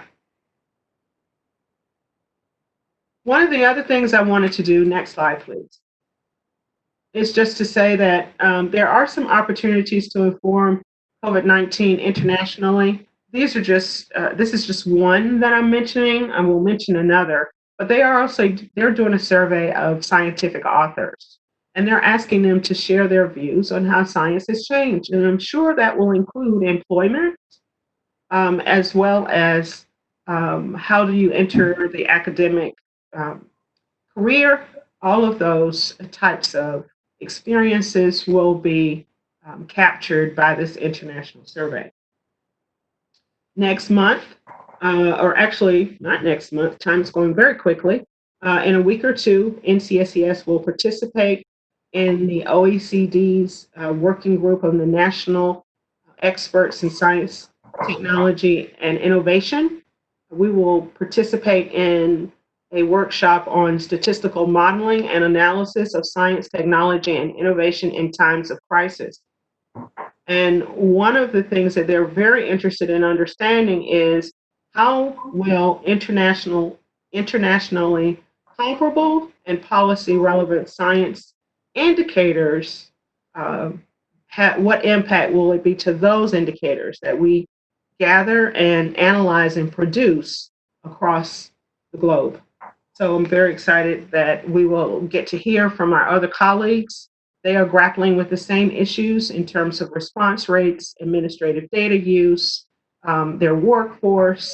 What does that look like for the future? But particularly, we're interested in how will it, and if it will at all, impact international comparability. Wanted to mention that on the comparability issue, NCSES has hosted, sponsored the panel, the CNSTAT panel on transparency and reproducibility of federal statistics for the national, for us. But when I did this, I had no idea of the complexities and actually what I had no idea what I was stepping into, because this is a very it's a very timely issue when we talk about the Federal Data Strategy and the Evidence Act, the need to share data, the metadata challenges, the archiving challenges. But everyone on this call, all of the panelists have their own policies in place for how to get this done. And one of the largest challenges will be, how do we standardize across the US if we care to do so? Our international colleagues have standardized in some ways in this space. Is this an opportunity for us to do so as well? Earlier, I mentioned some work with the National Science Board, and they are looking very closely at the skilled technical workforce. That's allowing NCSES to partner with other federal statistical agencies to conduct a survey in this space. So we're excited about that. We're also excited about the opportunity to provide more information on innovation in R&D, and that's what we've been working toward. Wanted to thank you so very much. I believe that takes us to the last slide, Justin. Oh, no, I'm sorry. Dissemination of agency statistical information. How could I? So we can go to the next one. I've talked about these reports. Just really wanted to say that we use these reports to tell the country's story for science and engineering. And it's in many forms. And we have managed to still publish these. I'd say the COVID-19 is making us more cognizant of printing challenges in terms of how we normally communicate with contractors to get this work done. A digital presence probably will be stronger for some of these reports. We realize that members of Congress often like to touch and feel. And so we are working still on the print, but digital will be, I think, the primary focus. Next slide. And then our data tools, our focus for within NCSES has really been on upgrading our data tools and making things more intuitive for our users and making our data a lot more accessible so that they can tell the stories they need. We haven't heard anyone mention tiered access approach. I won't go there today too much, but we are starting to think about how do we make data available and at what levels in order to protect confidentiality, but allow people the maximum extent possible for research. Next slide. And one of the ways we really, and you could go ahead and bring up the other bullet on this. Went too fast, but that's okay. One of the things that we want to do is also work with people in the community to get some of this work done. So the slide that was just before this one had to do, okay, with the Coolidge Initiative. And we want to understand what are some of the challenges in bringing various data sets together. So we had lots of federal partners there, including the Office of Management and Budget, the National Institutes of Health, the Department of Education, and we also had some academic institutions who participated in what as well. This was a class that really got down into what types of software are required, what types of hardware are required, and what types of teams do you put together, interdisciplinary and multidisciplinary teams to tackle problems of research. So we had patent data available to us, as well as data for the science and engineering workforce. We had information from academic institutions. So it was really a very enlightening course in terms of how do we prepare our workforce to in a remote access environment, how do we prepare our data, and more importantly, what types of tools do we need to get this work done. Next slide. So upcoming data releases and publications, there are many reports that we will be publishing within a year or so. Most of them have to do with our business data, early career doctorates data. You know, we've done this survey where people really, they wanted more than just the histories of education and employment. They wanted to understand how are people making decisions about what they will do and how they will do it. Are people shifting from a traditional pipeline type thinking to more of a pathway type thinking? And so some of these surveys will allow us to be able to understand that. Next point. On the staffing issue, what I just described, I don't know if it was a lot to you, but it was a lot for us as a federal agency of about 50 or so staff when you think of full-time employees. However, when you add our contractors, both on-site and our survey contractors, the oversight that we have there, we do go well over into the thousand, about 1,000 or so. And how do we maintain this maintain our work, accomplish our mission with this strict FTE cap? So I've heard, Lynn, you'll hear from him later. I've heard him warn me about not going too far down this path. But right now we are employing contracts and contract vehicles, various other vehicles to bring staff on. And we want to bring them on in the areas of data science, data analytics. We want to understand more about our science and engineering enterprise and how changes are made. So we're bringing in experts. Another area for us from an administrative point of view is actually bringing in people to help us with project management. You can imagine that when you're a larger federal statistical agency and you go for a contract on project management, the dollars are there and the resources are there that makes it attractive for a company. But we're using small business contracts for this. And so these are ways that we're working with our contract staff to be efficient and to help them meet some of their goals as well. Next slide. We're also partnering with academic researchers to do some of what I was hearing before in terms of metadata and scanning the environment to see how things are going. So we're working with the University of Virginia to look at the skilled technical workforce resumes that are there. And how do those resumes align with what the job market is calling for? And do we see skills required by the job market that match the skills of the local workforce? Again, we may not be able to do, time is up. We may not be able to do this ourselves, but we're able to get this done. Next. And the budget. So here we're at 55. We believe next year will be lower. And I want to thank you.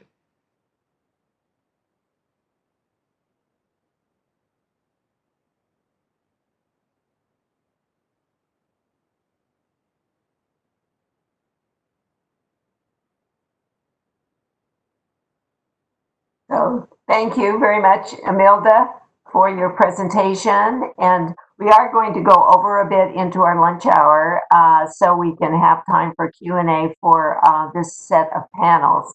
So our next presenter is Kevin Barnes. Kevin is the Associate Administrator at the National Agriculture Statistics Service. I worked with Kevin also for several years while I was at NATS. So welcome to Kevin, who's filling in for the administrator, who is Hubert Hamer. Okay, good morning. Can you hear me okay? We can't see you.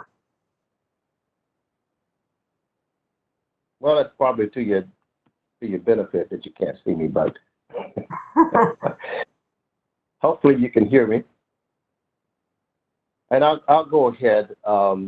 But anyway, I want to first of all start off thanking you, Cynthia, for your the work that you did at NAS, a lot of which set us up for the success that we're seeing today at NAS, and so appreciate that. And also, we partnered with you since you left NAS in different capacities with CFAIR, also with COPAFS. So thank you for the work that you've done. And I can't imagine that you're going to be going somewhere and sitting aside because you've always been busy. So I'm sure you'll find something else to be heavily engaged in. That's the way we've known you for years. So congratulations to you for the work that you've done. So I'll start out, first of all, I just want to echo some of what I've heard our colleagues that Census and BLS and all as well mentioned. Our priority is mainly the health and safety of our employees. That was the number one thing for us as we went through the current events, and our safety of our respondents and our NAS enumerators as well. So we took that wholeheartedly and made that our priority from the outset. We have dedicated staff, and part of our approach to addressing some of the challenges that we were facing was to organize a emergency management council within the agency, which was headed up by our agency pandemic coordinator, who's currently our chief of staff, and all of our middle managers who took it upon themselves to look at ways that we could do things differently. And they did an outstanding job of bringing recommendations to our management team. As I've heard others, I'll echo that this opportunity or this challenge has presented some opportunities, and it's allowed us to be creative, innovative, and to make some changes that were probably much needed and that we might not have made otherwise. And I think this is going to impact us as we head into the future. It's going to be a big benefit to us. Our employees have been amazing. We haven't missed a beat. We have dedicated employees at NAS, and our productivity has not been, we haven't really seen any negative impact at all. So I echo Bill Beach and saying that, maybe this is something we should do all the time. So I don't know. Maybe that's where we'll be with it going forward. So I want to start out by, first of all, giving you a little bit of our footprint outside of the National Capital Region. This is our regional footprint. Basically, everywhere you see a star there is where we have regional offices located in 12 locations across the country. We also have data collection centers that are staffed by our partners at NASA. We have about 800 or so folks that are working in those data collection centers, and those are identified on the map that you see in the yellow circle location. Some are co-located with the regional office. There's a couple of them, and others are just in the state. And those, we also have a national processing center that's located in St. Louis that handles all of our processing for our surveys. A lot of our operational activities are done through the St. Louis National Operations Division. We also still have a presence in about 33 states across the country. One or two staff there to support NASA activities and to work with our partners across the country. So that's basically our regional footprint outside of the National Capital Region. So moving on, next slide. As we went into this COVID event that we're in this pandemic, we started, we maximized telework around March 17th for the National Capital Region and March 19th for the remaining offices outside of the National Capital Region. Suspended all our in-person data collection beginning on March 18th. And for some reason, all my power just went out. Let's see.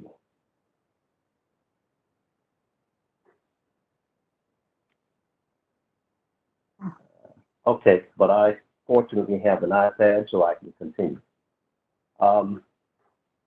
So we suspended the in-person data collection around March 18th. We implemented our decentralized calling from our call centers.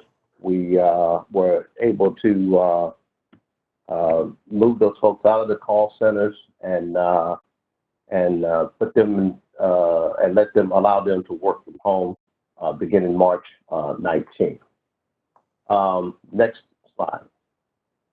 So our call center staff were provided equipment to work from home. So I'll say to Bill, you had too many power cords, so maybe we could work something out where you have plenty of computers, but you didn't have enough power cords. So maybe we can provide you with power cords, and you can provide us with computers, because we did have to equip some of our call center staff to work from home with computers and iPads. All of our field staff were already equipped with iPads. We began our CAPI program back when Cynthia was administrator at NASA, and so we have all of our field enumerators that are also able to call from home and make contacts from home using their iPads and enter the data there as well. So we had that capability, which we put into full force with all utilizing as many as about 3,000 master enumerators and office staff as well to call from home. Our June area survey, which is just getting started and underway, was pretty much the in-person interviewing for June area survey has been canceled, but our plan was to use the last year's 2019 area frame as the NOL sample, non-overlap sampling frame for all of this year's multiple frame surveys. So we've had to make several internal process and adjustments to make that work, but we think that's going to work well as for the most part we collect the whole farm data on our June area survey. Next slide.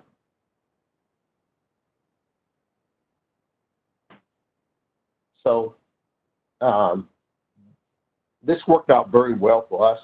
As 94% of our staff are telework eligible, and about 86% of employees participated in the core situational telework, core or situational telework already. So we had a lot of our staff that were already equipped and capable of working from home, and so that was an easy transition for us to move to maximize the telework posture. The day-to-day operations continue. We haven't missed a beat, as I said before. How we do things from day to day change, but for the most part, like everyone else, we've been able to utilize a virtual meeting. We've been very flexible with our staff as much as possible. We've maximized that to support people who had dependent care or other issues. So what we do is pretty much the same. And we have, as I mentioned before, just a very dedicated workforce. And so my hat's off to all of the NAS staff who have continued to do all of the things that they were doing before we went into this current posture. They continue to do it without missing a beat. So that's been just wonderful for us. Next slide. All of our scheduled reports have been released on time. We've issued 6, actually, that number I had updated, and so that number is updated. We actually have issued 100 on-time reports since we began the max telework. The number that you see there on the screen was an earlier number. It was based on the May 7th date, but since that time, we've actually issued 100 on-time reports since we began maximum telework, and 229 on-time reports since December.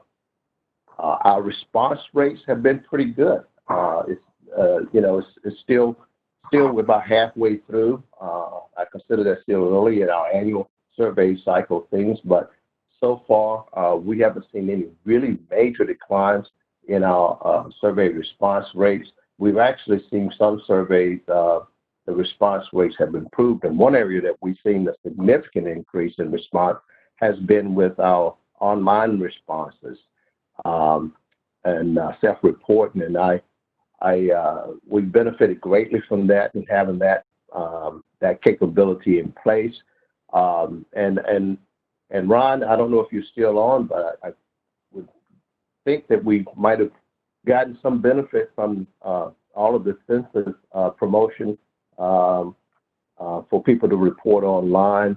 That may have helped us to encourage folks to use our online reporting tool as well. So have no data to prove that, but that's an assumption, and we appreciate it.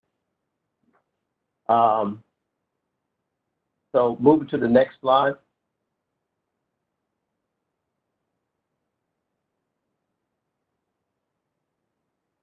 So, well, I think that's it. But anyway, for the most part, like I said, we're going to remain our current posture.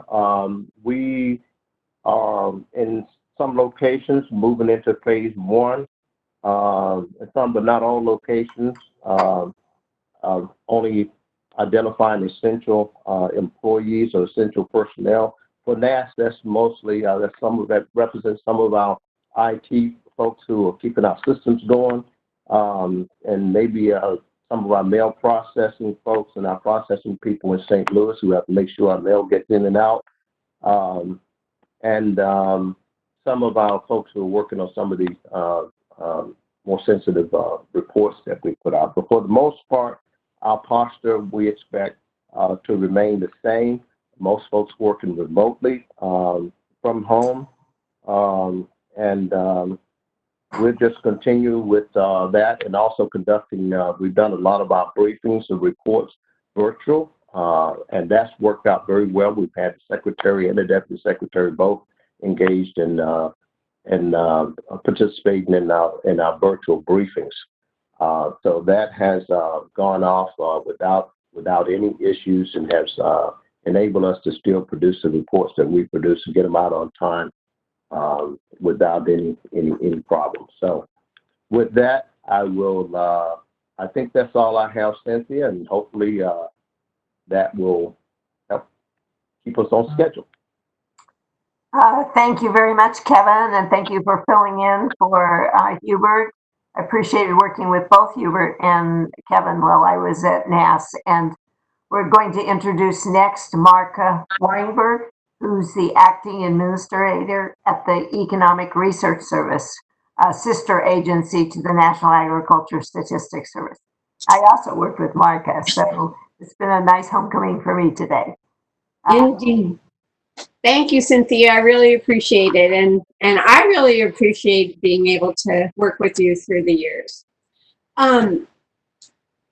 So ERS is in a somewhat different situation, I think, in that we've all been able to accomplish our mission 100% telework without really significant changes.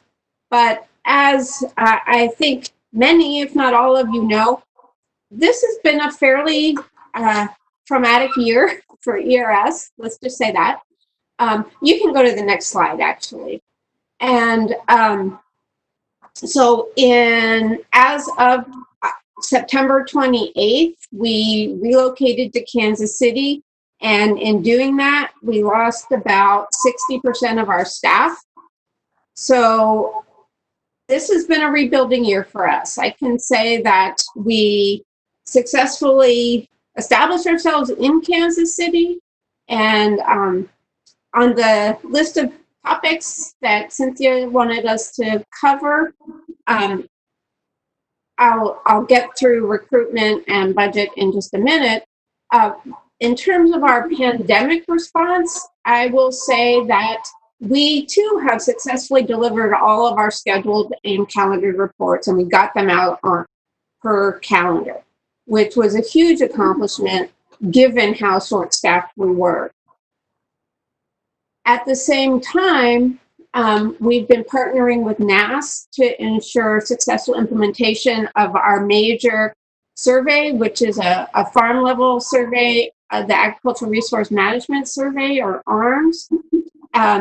We also, just quickly, this was a highlight for me, have a new survey of irrigation organizations. The last time that was done was in 1978 by the Census Bureau. So we're reprising it.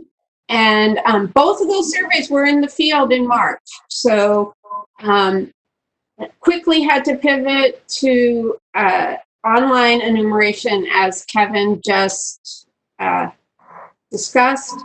And we're very grateful that that is coming through. Just a quick note on the survey of irrigation organizations, because it is so new to us and it hasn't been done in more than 50 years. That is going to help provide information on the institutions with which farmers make decisions about irrigation. It will help understand drought resilience and climate impacts. And also, hopefully, down the line, we'll be able to provide some aggregated data that we can use to reduce respondent burden for individual farms as part of individual farmer irrigation surveys. So we're really excited about that. We expect to have the data delivered on time in December by next. Okay, so I mentioned our staff. Recruiting and interviewing and onboarding have all been full speed ahead throughout the stay-at-home orders. So we have, without missing a beat, really had a phenomenal year in terms of recruitment.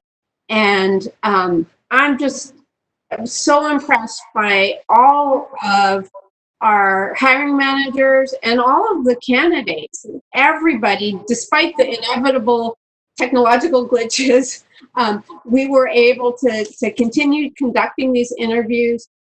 We've already onboarded 35 new hires for Kansas City. They're not all in Kansas City. Some of them had to be onboarded remotely, but we've been able to do that successfully. We have another 30 plus scheduled to come on board this summer. Most of them are PhD candidates who need to finish their dissertations, and then they'll be coming on board. So we're just really thrilled about that.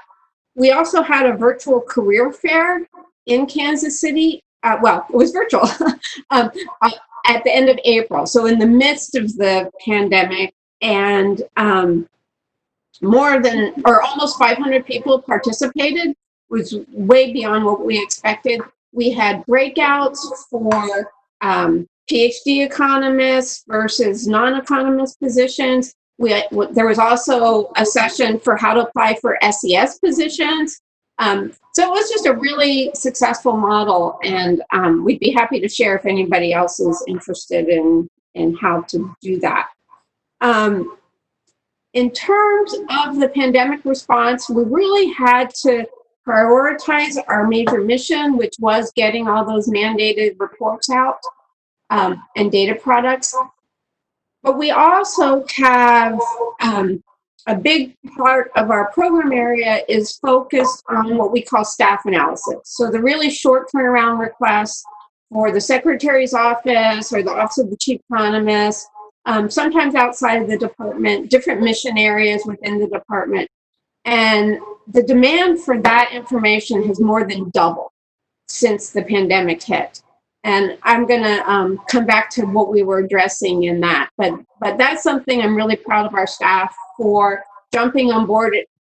There's nothing like a crisis to pull people together, and really everybody has been giving 200% on this. We've also looked into options for pivoting our research program towards a more rapid response to information development and dissemination. And this is going to echo some of the comments you've already heard, but I will come back to that in another slide. One other point I wanted to make, thankfully, and this is actually the thing I should have made first, all of our staff are safe. That's actually our most important metric. Thankfully, none of the ERS family or their families have been infected by the virus. So we're very grateful for that. Okay, next slide. All right.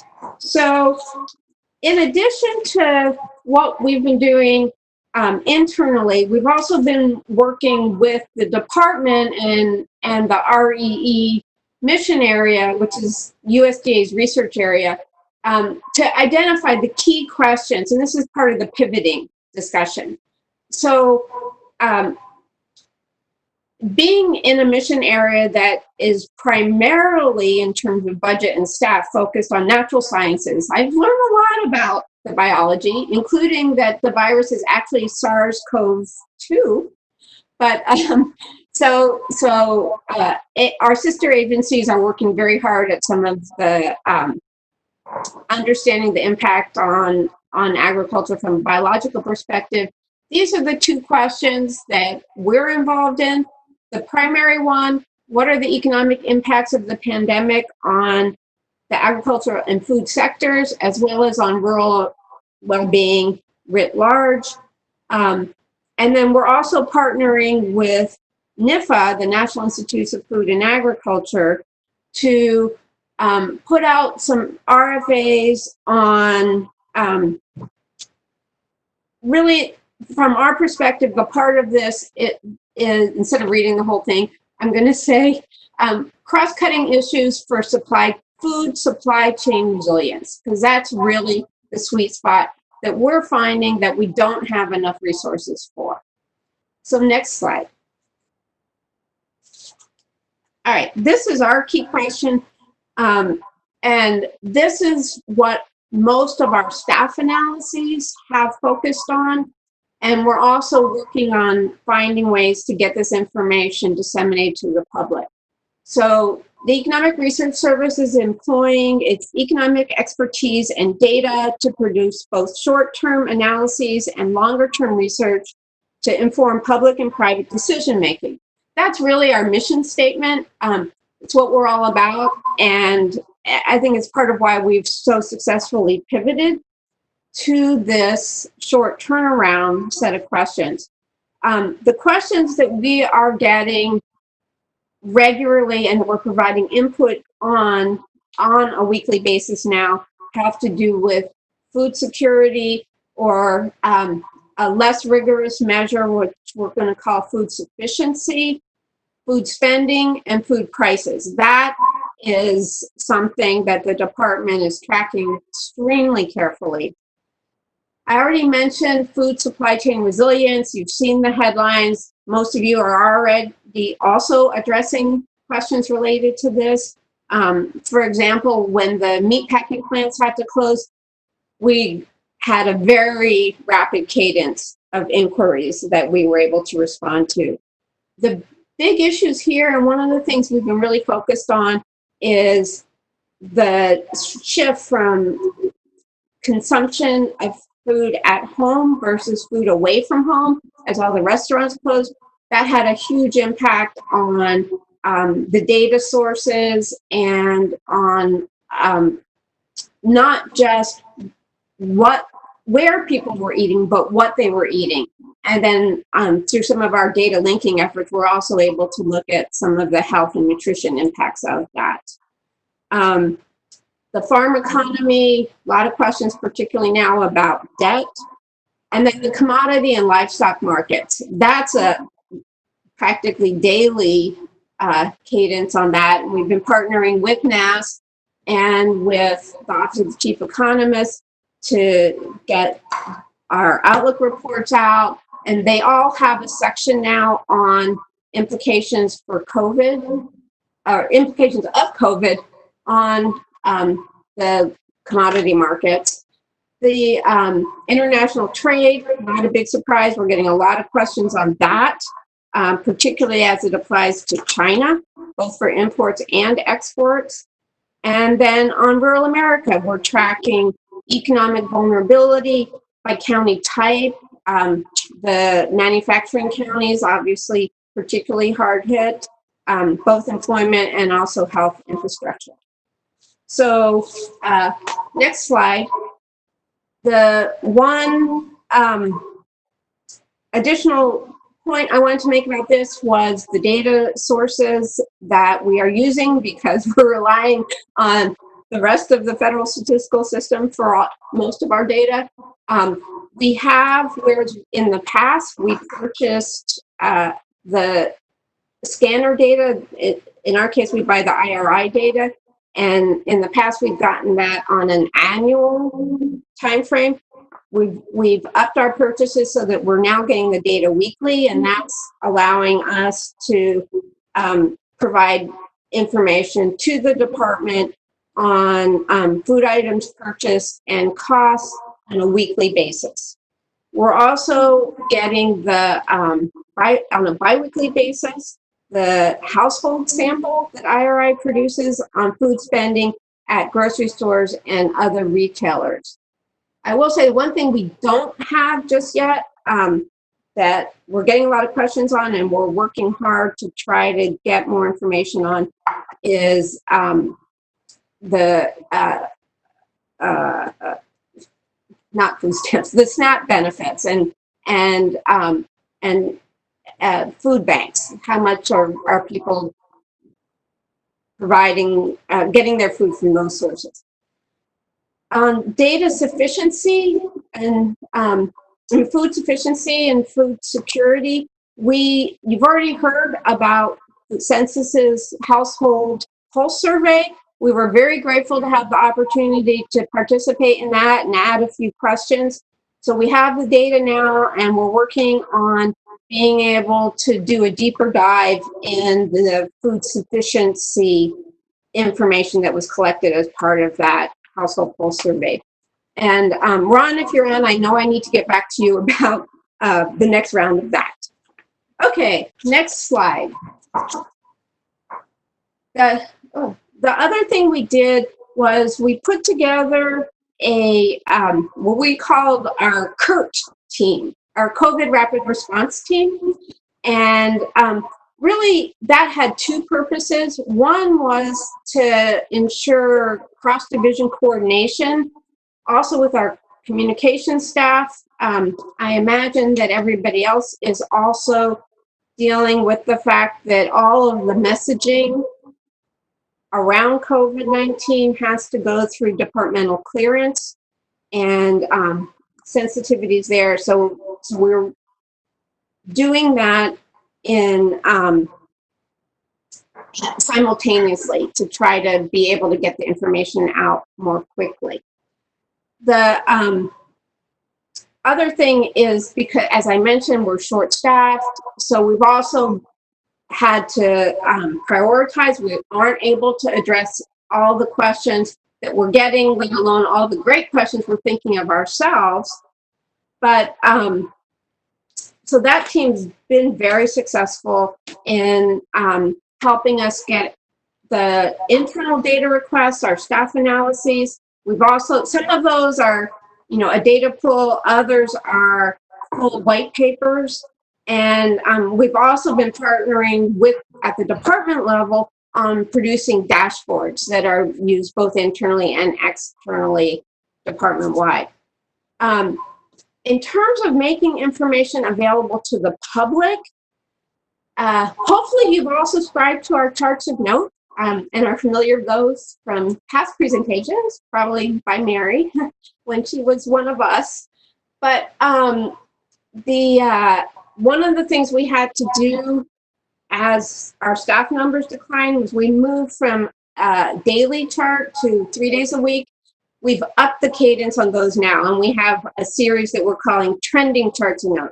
So those are the ones that we're moving very quickly, just with a couple days review and clearance to get out as hot topics are in the press, to help really provide evidence behind the stories that are in the media. And so we've been looking at our, for example, the food prices, food consumption, and really what was happening to livestock producers. This was a case where you had prices going up for consumers, but prices going down for farmers. So there was a lot of interest in that. If you haven't subscribed, you can do that from our webpage and get those on a nearly daily basis now. We also stood up a media resources page. There's a link to that on our webpage. And Cynthia, this is my last slide. So the last thing that I wanted to mention is that we're working on standing up a working paper series. And I was really encouraged to hear from Mary that BEA has done that. The challenge that we're facing, and that I would love some advice or thoughts from the community on, is how to balance the tension between timely response and getting something out into the public now in this very fast moving environment, with also quality control and allowing for a peer review process to ensure the accuracy of the information. So we're still struggling with that. We're trying to get a temporary working paper series launched, and that's still to come, along with our topic page. The one last thing I forgot to mention, Cynthia had asked us about budget. What I can say about that is that our 2020 budget was fine. The president's budget for 21 cut us by about a third. And so we're anxiously waiting to see what Congress is going to do. So thank you. That's it for me. Oh, thank you. Thank you so much, Marka, and thank you, Kevin and Imelda. I'll just make one note while Marka was talking, since I have a computer in front of me, as many of you also do. I took a quick look at ERS and found on their media page a lot of those things that relate to food security, food sufficiency, and food supply. There are reports that are relevant. So if that is something that you're worried about, as I think most of us are, is because food is important to our livelihood, that might be something that you want to pay attention to. Oh dear. So I do have one question for Imelda, and it is from Steve Pearson, and he's curious about your FTE cap and wonders if that's a constraint on your decision, or you can provide any context for why you can't get more staff. So Imelda, you'll have to unmute your, I guess you can put your video on. I don't see her video.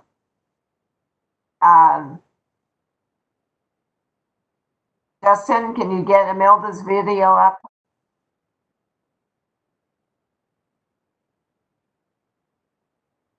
Do you hear me? Yeah. I think she left. Oh, Okay, so then is Kevin still here? And Marka, are there other questions that any of you would like to ask for either Kevin or Marka? Oh, Marka, here's one. Are any of, and it's also from Steve Pearson, are any of the short-term analyses requested by USDA available to public? Yeah, thanks for the question. Not yet, except for that those trending charts of notes, most of them started off as something distributed to the department. But that's what those white paper series, the working paper series that we're trying to get out, will include in it.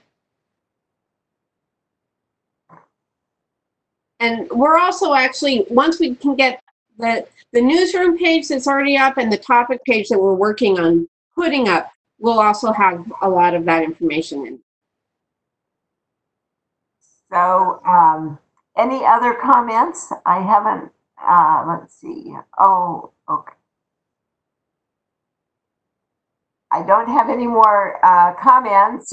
Maybe I can ask Justin, what is the best way while we take a break? It is now about 12:15, and I'd like to come back at 1 for the completion of our meeting.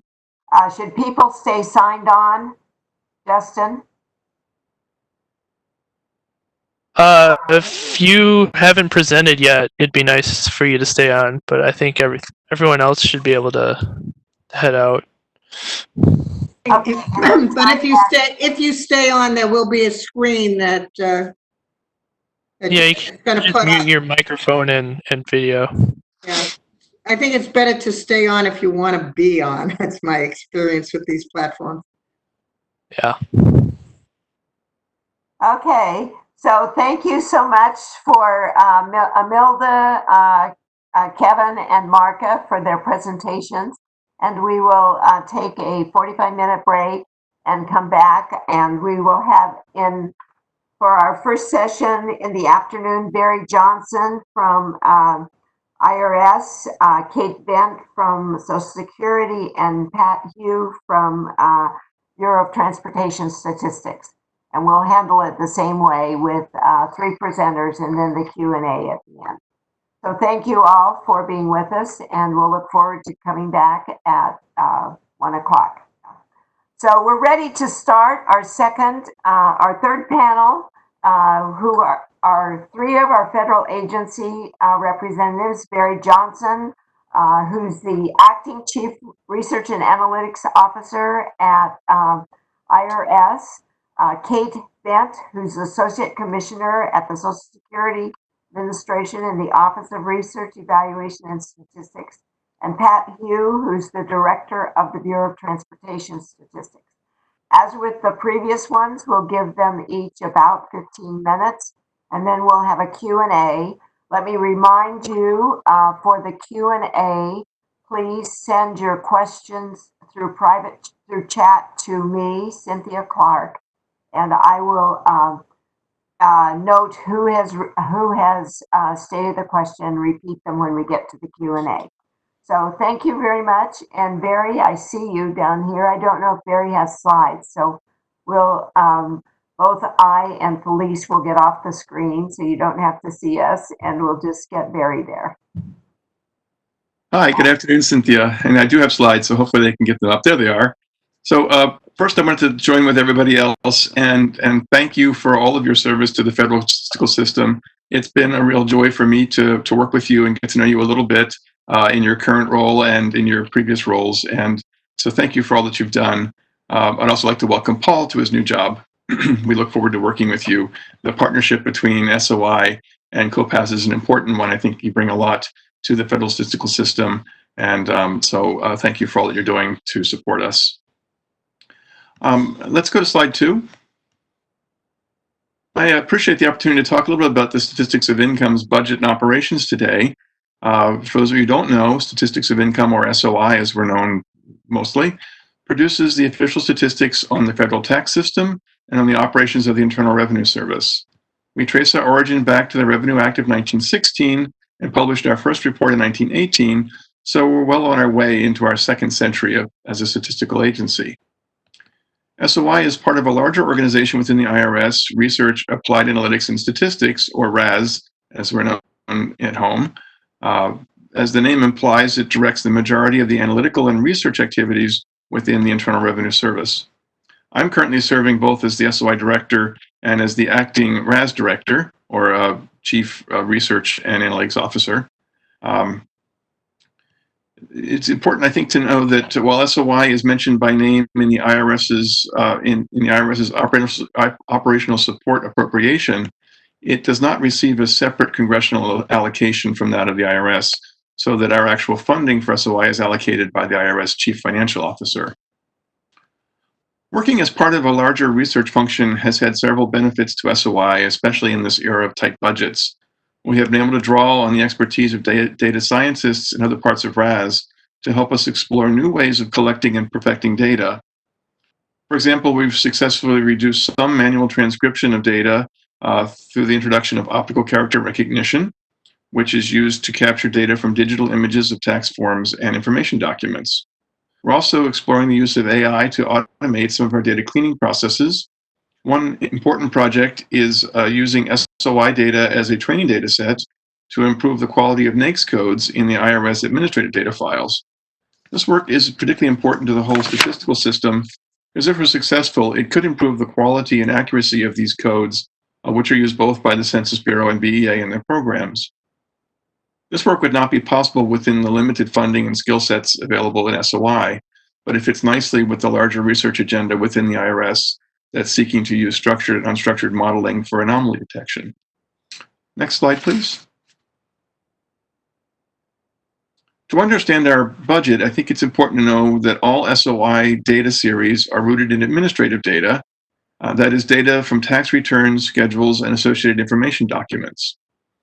For electronically filed returns, SOI adds value by coding data items, reorganizing information in a structured way to make the data conceptually consistent, correcting taxpayer errors, and collecting additional data items from information provided by taxpayers in attachments to their core returns. All of this is to improve the analytical usefulness of the data relative to information captured during administrative processing of the returns. For paper-filed returns, we still transcribe a fair amount of additional information. All of this initial data collection work was performed by staff that work almost exclusively on SOI programs, but do so under the direction of the IRS Business Operating Division that processes nearly all IRS tax returns. In the budget breakdown on the next slide, this work is labeled Field to distinguish it from SOI's headquarters operations. Under this arrangement, SOI directs the statistical aspects of the field work, which includes developing data collection instruments and desk instructions, conducting training, and monitoring data quality. However, all the staff-related issues such as hiring and performance management are handled by the field. Once data are collected, my staff in the national headquarters, which are located here in Washington, conduct additional data cleaning, weight the files, and then produce statistical data products that include microdata sets, tabulations, and analytical reports for dissemination to customers on our pages of irs.gov.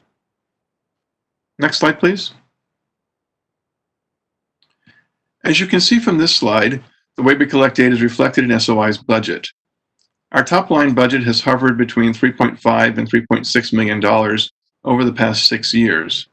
If we focus just on 2020, you'll see that the field budget makes up about 40% of the total, and that is a significant decline from previous years. This decline entirely reflects the impact of IRS efforts to consolidate its geographic footprint. In 2019, IRS ended submission processing functions in Covington, Kentucky, where SOI had a significant operation. To compensate, field staff in Kansas City, Missouri, and Ogden, Utah were increased. The budget decrease in 2020 is attributable to two things. First, consolidation has reduced overhead in terms of the management staff assigned to SOI work. And second, a tight job market at the start of 2020 has meant that staffing targets in the remaining centers have not been achieved. As I'll note in a minute, the pause in IRS operations due to COVID-19 evacuation orders have also had an impact on SOI. The budget data do reflect some good news in that in fiscal 19, SOI was allowed limited hiring, that resulted in backfilling a number of vacancies and the net increase of about 4 people. In fiscal 2020, however, our budget decreased by $1 million, reflecting a smaller than expected overall IRS appropriated budget. This is just part of the story because there is also a significant increase in labor costs due first to the unfunded 3% salary increase for all staff, and second, a required increase in the percentage of employee salaries the IRS contributes to pensions. So all of this has resulted in a firm hiring freeze for all of 2020 that will result in an overall decrease in the approved staffing levels moving forward. We have been fortunate to gain approval for a limited number of promotional opportunities this year, including finally establishing a senior level permanent position for a disclosure officer who chairs our disclosure review board.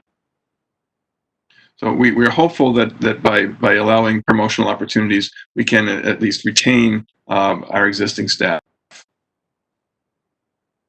Finally, looking at the slide, I wanted to point out that SOI gets a significant amount of income as reimbursement we do for to provide data and statistics to our sister agencies, in particular Census, BEA, and in some years NAS. It's also worth noting that SOI is still fortunate to manage its own IT infrastructure. Not shown here is that the IRS IT organization covers the costs of annual renewals for our software licenses and hardware maintenance agreements.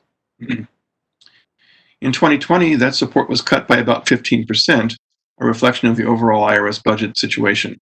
We were able to absorb that cost by changing the terms of some of our maintenance agreements and eliminating a couple utilized given the growth of in the use of open source software such as R. Next slide, please.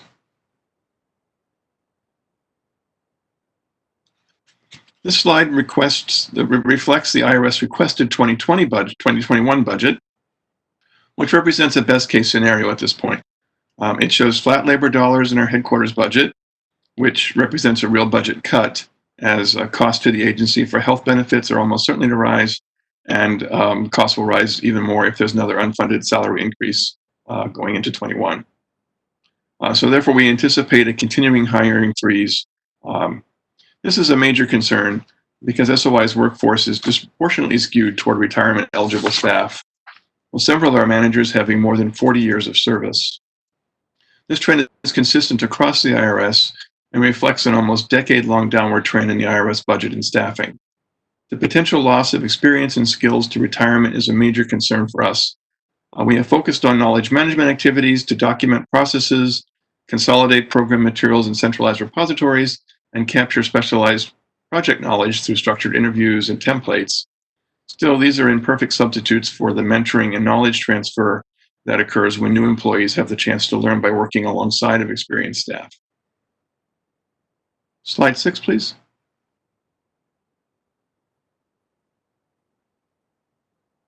So next, I'd like to turn to the impacts of the COVID-19 pandemic on SOI operations. As I noted, the IRS paused in-office operations in mid-March and is resuming mission-critical non-telework eligible operations during June and July. So in March, all SOI field operations initially stopped, but we were able to negotiate a pilot that transitioned some SOI field operations to a telework environment. This was limited to projects that did not require access to physical copies of paper file documents. Fortunately, for the major SOI projects, we had long ago transitioned to working with digital images, which are less costly and provide better protection for taxpayer information. Transitioning these field operations to telework allowed for the completion of SOI data collection for our Form 1040 tax year 2018 study, which are tax returns filed primarily in 2019, and allowed us to provide June business data deliveries to BEA on time. Like the other agencies you've heard from this morning, all SOI headquarters staff are teleworking, and we anticipate that will continue for a while. We hope to meet major releases as scheduled for the remainder of 2020, since the data for many of those, the collection from many of those projects has been completed in the field. However, for some of our less popular data series, there may be some delays. And we anticipate delays relative to a normal year in our calendar 2021 release, again, due to, in part to the fact that the field operations have had this pause. As soon as we have a clearer understanding of how field operations will resume, we will make necessary updates to the online release calendar for 2020 and begin to work on the 2020 release schedule, which will be posted on our web pages in late December. One thing I did want to point out that a particular impact is the fact that the IRS filing season was extended for this year. That means that normally all returns would have been filed by April 15th, except for folks who had requested a filing extension. Those returns are not now due until mid-July. That may impact the usefulness of our mid-filing season preliminary releases, as they will reflect a smaller percentage of the overall filing population. So we'll stay tuned for that. I think my hope is that we release what we have as scheduled, but the comparability to other years may not be, so they may not be as useful because they will represent incomplete filing populations.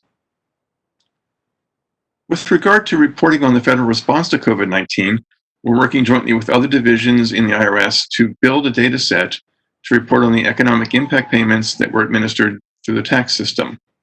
This data set is bringing together individual account transaction data for taxpayers in all U.S. states and territories to make it easier to link these data with demographic and longitudinal income data to support future analysis. We're also developing a set of tables that we hope to release later this year. In addition, we're working with functions across the service to collect data on refundable tax credits that were enacted to support businesses that have retained employees on payroll and those who maintain paid sick and family leave for employees during the crisis. Businesses claim these tax credits by faxing the required forms to the IRS. The quality of these faxes makes automated data extraction challenging, so SOI has developed a data collection instrument that will support manual keying and editing of the data. Finally, as noted at the bottom of the slide, some of you may use the annual IRS data book, which serves as a statistical annual report for the service.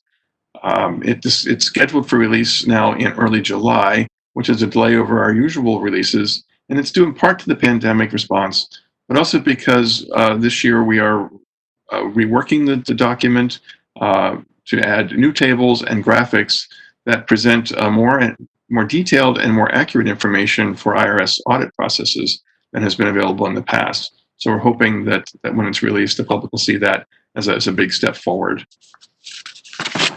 Next slide, please. Despite a somewhat gloomy budget outlook, there are many exciting things going on at SOI. In 2019, we updated our 5-year business plan, focusing on the 4 areas listed on this slide. One of the biggest challenges and opportunities is integrating the requirements of the Foundations for Evidence-Based Policymaking Act and the Tax Cuts and Jobs Act of 2017 into our operations. This will include making more data available in machine-readable formats and collaborating with other ICSP agencies and moving toward a common process for researchers to request access to data for research purposes. Next slide, please. Using the framework from the business plan, SOI is focusing on the activities listed on the slide over the next 12 months.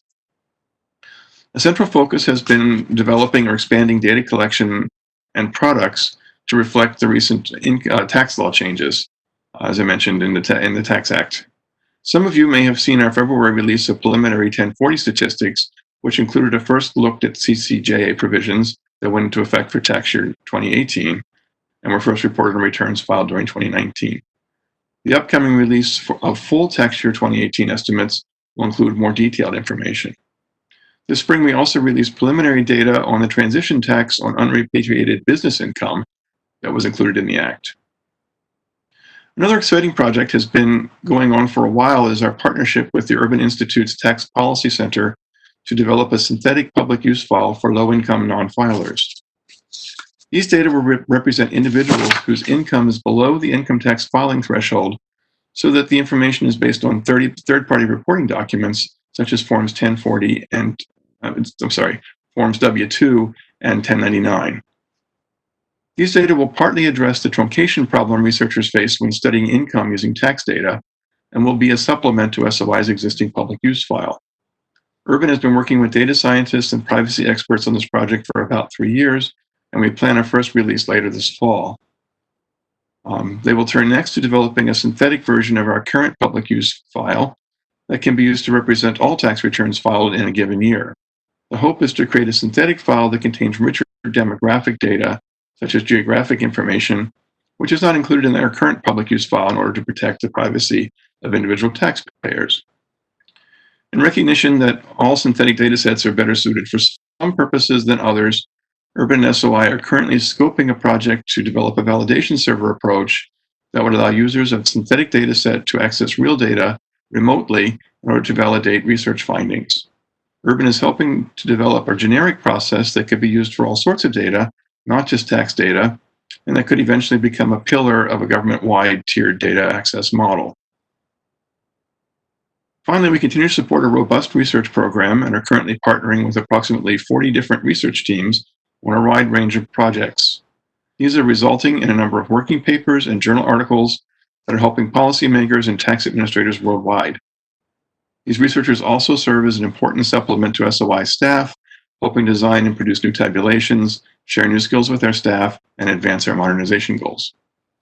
So I see from my watch that I'm about out of time, so I'll stop there, but I'll be happy to take questions when we get to that part of the program.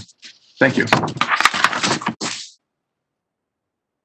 Thank you so much, Barry. And we will go on to our next participant, Kate Bent, who's the Associate Commissioner at the Social Security Administration in their Office of Research, Evaluation, and Statistics.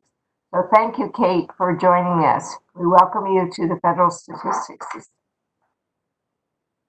Thank you, everyone, for the invitation today. I'm very happy to have a chance to visit with COPAFS, and like others, I am sorry not to get to meet with you all in person. This is my first chance to meet with you. I've been in this role since September, and I've been leading the Social Security Administration's Federal Statistical Agency. We call it the Office of Research, Evaluation, and Statistics, also known as ORES. Before this, I ran the SSA office that conducted the large interventional policy tests, the national policy tests, and we were looking at national policy changes. And I also had an operational staff responsible for the program that was designed to help people with disabilities return to work. And as you can see, I am a nurse. My pathway into all of this work stems from an interest in the Social Security programs and benefits and what they contribute to a larger structural framework of the determinants of health. Next slide. All right. Thank you for the agenda and the list of topics of interest to you today. We're going to be talking about these at kind of a high level. Next slide. So first, just a little bit more about us. We are the most recently adopted federal statistical agency. We came on board in 2009, and we're recognized within SSA and to our many stakeholders as basically creators of a body of evidence to support data-driven policy decisions. So in that role, we do perform targeted research and evaluation studies. We develop data sets and statistics to support our own research, and we match and share data with our federal and academic partners. So like you heard from Barry at the IRS, our data, our own data are sourced from administrative forms and processes. So we add the value in this process of making them available for research and analysis and contributing the partner. We do have a microsimulation capability, and we publish our model, and that considers the effects of proposed, I'll call them big P, policy changes in the Social Security programs. This we call the MINT model. We disseminate our results via mostly an online publication. We have a very routine web presence where you'll find our statistics, and we attend lots of public meetings. I also serve as the SSA's statistical official as required under the Evidence Act, and I attend the Interagency Council on Statistical Policy. Next slide. So as you know, there are many possible models for where a federal statistical agency might fall within its own organization. We are a statistical unit within a much larger agency. And our parent agency really is principally focused on operational programs and the responsibilities of administering retirement, income support, and disability benefits. We in ORES provide the research and the statistics about our programs to help inform the evidence-based policy decisions made by agency officials. And we do not participate in any of the enforcement activities that would affect the rights or the privileges of a particular individual. We really are very meticulous about maintaining that functional separation. So today, especially in the context of the next couple of slides with information about operations during the pandemic, I just want to be really clear that I'm talking about ORES, because we will always rely on our other parts of our organization to speak about direct service to the public and ongoing delivery during the COVID pandemic. So during this time, work of our statistical office continues full speed ahead. We are in full-time remote or telework mode. It was a little bit of a change for us, not quite as much as it might have been for some of our partner agencies, but we did have a telework opportunity already for a couple of days a week, and now we are full-time. We do continue to conduct our own research. We produce our data and we produce our statistical publications. We are not an organization that produces the large federal surveys or the standard economic indicators. And so we have not really had that sudden paradigm shift that so many of our colleagues experienced as they needed to adapt to a data environment that's so different. Next slide, please. All right. As are others working to make better sense of the effects and the outcomes of the pandemic, so are we. We respond to a very large number of ad hoc requests for data about our programs. We have made new extramural funding awards. We are scouring our historical analyses of trends that we saw during the Great Recession to see how much can be applicable. And we are working with the actuaries to model and understand the effects of the pandemic on the long-term and the short-term projections about the retirement and disability trust funds. The actuarial work is on a set schedule, and those will continue to follow that schedule for those announcements. I will note that, as I said, we rely on other parts of the organization to talk about the direct public service delivery. But generally speaking, the agency is open. We are serving the public through online services, through telephone services. Public can do most business with SSA online or over the phone. And this is an important model for us to protect both the populations that we serve, who are older Americans and people with underlying medical conditions, and our employees during the pandemic. Next slide, please. So depending on some slight staffing level fluctuations that we would see from year to year, we typically rank as one of the smallest statistical agencies or units. Out of the 13 legacy statistical agencies, we generally rank as number 10 or 11 in size. So our employees are spread across a number of disciplines or job descriptions. We have economist and social science research analyst researchers. We have social insurance program specialists. We have information technology specialists and data developers. We have a math statistician. We have editors and print production specialists and program and management analysts who are technical and administrative. Next slide, please. That was actually the staffing slide. So next slide. All of our publications are online products. And at the end of the slides, you'll see a link to make it easy to navigate there. So since 1938, our peer-reviewed journal, the Social Security Bulletin, has covered Social Security-related topics of broad interest. The articles focus on Social Security and the supplemental security income programs, income of the aged, private pension coverage, disability insurance, poverty status of many groups, such as women and children, the reform of Social Security, and other timely subjects. The bulletin presents refereed contributions by both SSA and outside staff. Next slide, please. Our research budget falls under Section 1110 of the Social Security Act, and it supports an extramural research grant program, including our retirement and disability research centers, the RDRCs, and the individual studies within those centers. We have blanket purchase agreements after competitions resulting in multiple contractors and contracts that are now ready to go with some faster turnaround research and analysis for us. This has been an important support for evidence-based decision-making and our transition into heavy evidence activities. It supports new technology and platforms that we're using to modernize the data processing for research and statistics. With a program that's as old as ours, our legacy statistics and our legacy platforms are formidable. We do support interagency surveys, both core surveys and expanded data collections, and there are many other collaborations. And we are able to use this particular source of funding for our simulation model, our MINT model, and for other contract services. All right, next slide. So these are links to our publications. We certainly invite you to come visit us, come check us out. We have lots of interesting information there, and we're always happy to hear from you. So that's it. Happy to answer any questions if you want to reach out. Good afternoon. My name is Patricia Hu, and I am the Director of the Bureau of Transportation Statistics here at the U.S. Department of Transportation. First, I'd like to thank COPAFS for the invitation to speak to its members. A few words on the Bureau of Transportation Statistics. It is the principal statistical agency at the Department of Transportation. It was established in 1991 to collect, analyze, and disseminate statistics across all modes of transportation, such as road, air, rail, public transit, waterways, and ports.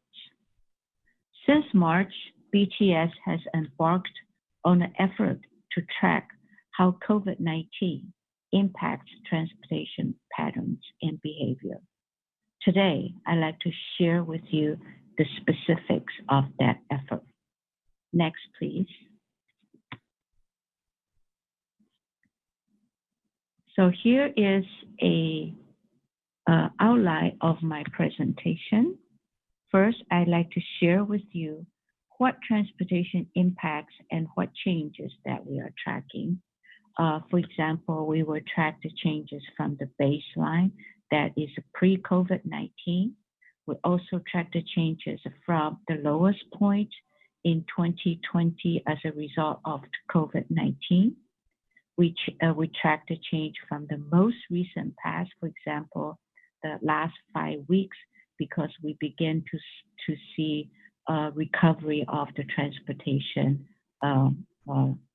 patterns. And then I would like to talk to share with you how we track them.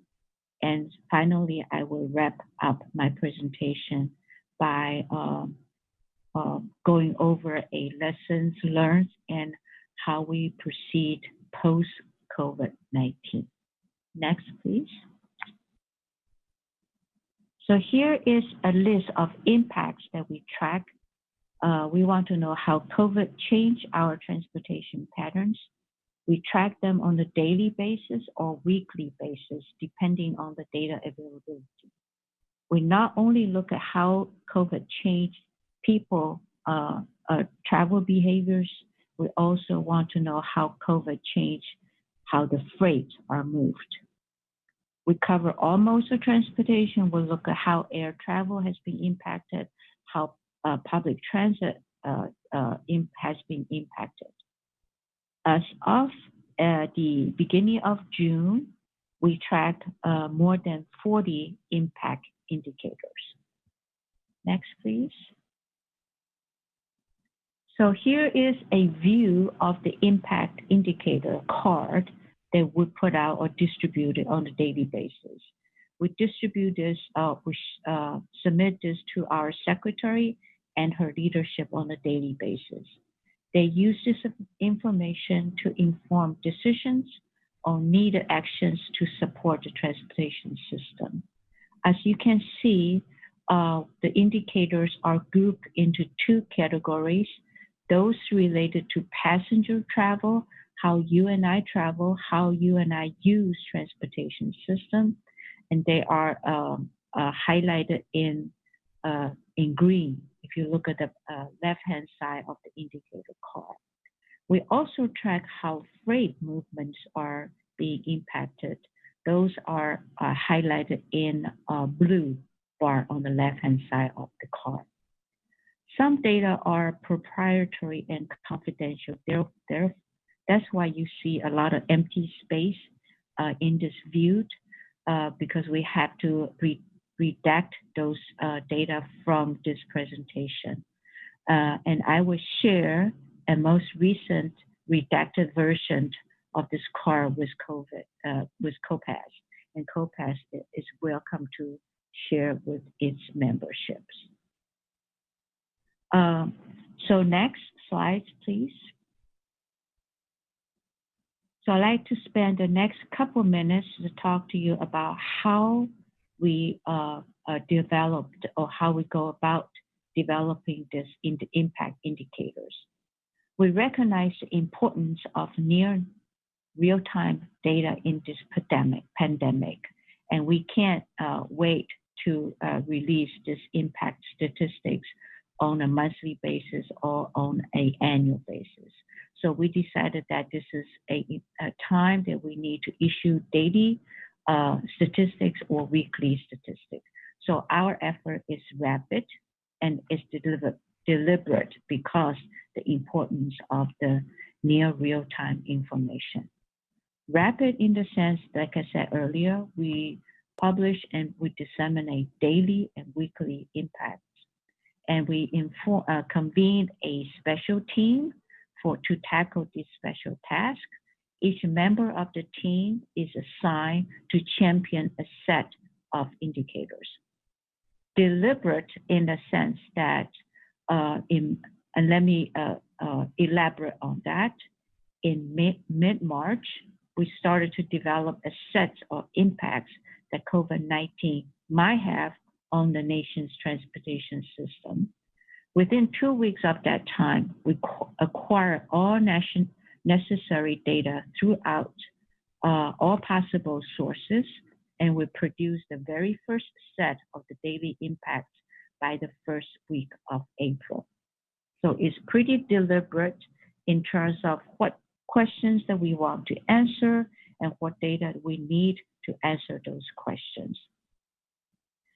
Three factors that make this COVID-19 data development effort possible is to transform our mindset. We recognize the importance of near real-time data, and we have to embrace and we have to transform ourselves to a new mindset where we develop flash indicators. So it is an indicator that monitor, or if you will, get a pulse of the transportation system. So it's a quick indicator, and we use a lot of proxy to develop these indicators. We release preliminary data. Unlike in the traditional official statistics, we waited for the complete data set to become available. For the COVID-19, we decided that we will release the preliminary data as soon as the majority of the indicator or the industry's data is captured. For example, if 95% of air travel information is filed or captured with us, then we will release the preliminary data as soon as possible. We focus on the timeliness instead of the traditional emphasis of statistical quality. So for example, we have to have a trade-off between the representativeness versus non-representativeness. So perfect example is the air travel. Once we collect 95% all air travel data, instead of waiting for the data to be fully representative, we release the data, the preliminary data. We also leverage a lot of alternative data sources. So we've been talking about using alternative administrative records within our federal statistical system. So this is the time that BTS actually started to use a lot of administrative records to develop the COVID-19 card. One example is we use the Transportation Security Administration's information, which they collect through the security checkpoint. So that they collect all the checkpoints with respect to the number of people subject to the security checkpoint. So that data is typically collected for administrative purpose. I'd like to give a shout out to TSA for sharing that information with us. So we use that as a proxy to estimate the travel demand, air travel demand. We also use a lot of information from the mobile sources. I will give you an example later on. We use machine learning to scrape the website to acquire transit ridership information. Finally, we take advantage of the partnership that we have established over the years. And why is that partnership important?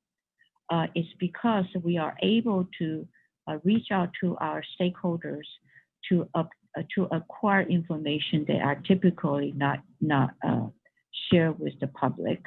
So the information such as the American Trucking Association, the Railroad Trade Association, the relationship allow us to receive information directly from the truck drivers on the front lines of the pandemic.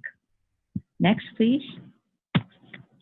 So here is an example I want to share with you how we use the TSA data to track the changes in travel, air travel demand. As you can see, we started tracking this information at the beginning of January. So in January, the air travel remained pretty similar as January of last year. We have indicated two different air travels on the chart. In January of 2019, we see a daily number of people going through the TSA security checkpoints, about 8.7. By 2020 of January 14, that number remained relatively stable at 9.1 million. Then the numbers start to see a huge drop beginning of March, or late in February and beginning of March. By late March, beginning of April, then that number has reached about only 5% of the baseline. And we refer baseline to the pre-COVID-19 scenario. And we start to track that information, and we use TSA's number. And by May 30 of this year, you see the difference between 2019 and 2020. So here is how we use administrative record to track how COVID-19 impact air travel. Next, please. This is an example of how we use mobile devices to track how many people are actually staying home or how many people are not staying at home. So here is a chart that shows to the left-hand side of your chart, you see the number of people staying home, and you see the two gray bars. One is the highest point in 2020, that is after the order of staying home become effective. So here is the number of people at the highest point that stay at home, about 110 million. And then you see the baseline as the bottom gray line. That is the line that a number of people staying home prior to COVID-19. And the blue line shows how the number of people staying home has decreased over since April 19 to beginning on mid-May. And then on the right-hand side of the chart of the slide, you see the opposite of how people not staying home has increased over time. So this is another way of showing the flash indicator using mobile device data. Next slide, please. And here I'd like to share some of the lessons learned that BTS has acquired through this COVID-19 effort. Data sharing continues to be a challenge, especially with private sector. The freight indicators are much tougher to obtain than travel indicator. When we say travel indicator, we mean how people travel, how you and I travel, and partially because to the competitors of the nature of the freight industry. So oftentimes the freight data are proprietary and confidential. The third lessons learned is when COVID-19 pandemic demands near real-time data, traditional data programs remain relevant and very important. And this is because we continue to use traditional data as a baseline and track the changes and the recovery from pandemic. Last slide, please. So we are starting to look at how BTS will operate post-pandemic. So we are start to looking at the balance between being credible, which is typically with the highest statistical quality and the time and the representativeness of the statistical quality, and being relevant. The relevant meaning and issuing the real near-time data, and that in the relevant sense we have to consider trade-off between a statistical quality and the timeliness. So where would that balance point be between credible and being relevant post-pandemic? So as I said, official statistics are highly quality, but limited in terms of frequency and timeliness. So where's the balance? How we sustain that balance moving forward? In collecting the real-time information, quickly require a lot of resources. So what would be the balance with respect to the resource allocation? How to be more ready for the next pandemic or crisis, for example, the next hurricane coming along. Where can we provide, how can we provide more timely information to inform decisions? That would be a continued discussion within BTS. Post-pandemic, we also want to think about whether and how should this experimental statistic, i.e. the flash indicator, rapid indicator, how would this experimental statistic replace and supplement our traditional statistics? So again, it's a balance between being credible and being relevant. And we continue to measure the data or spending more time using a modeling approach. So those conversations will continue within BTS moving forward in post-pandemic. So to conclude, I'd like to leave you, next please, Carrie. So to conclude, I'd like to leave you with a message by the United Nations Committee for the Coordination of Statistical Activity. The message highlights the strategic direction that our statistical system could look forward as a way to map our future. And this message I find it very important to talk about how the federal statistical system should be in the future, how we should invest in our data infrastructure and invest in our data and statistics. So with that, I conclude my presentation today. Well, why don't we go on to our final panel today? We have, for our last panel, we have Brian Moyer and James Lynn Woodworth participating, the last two agencies.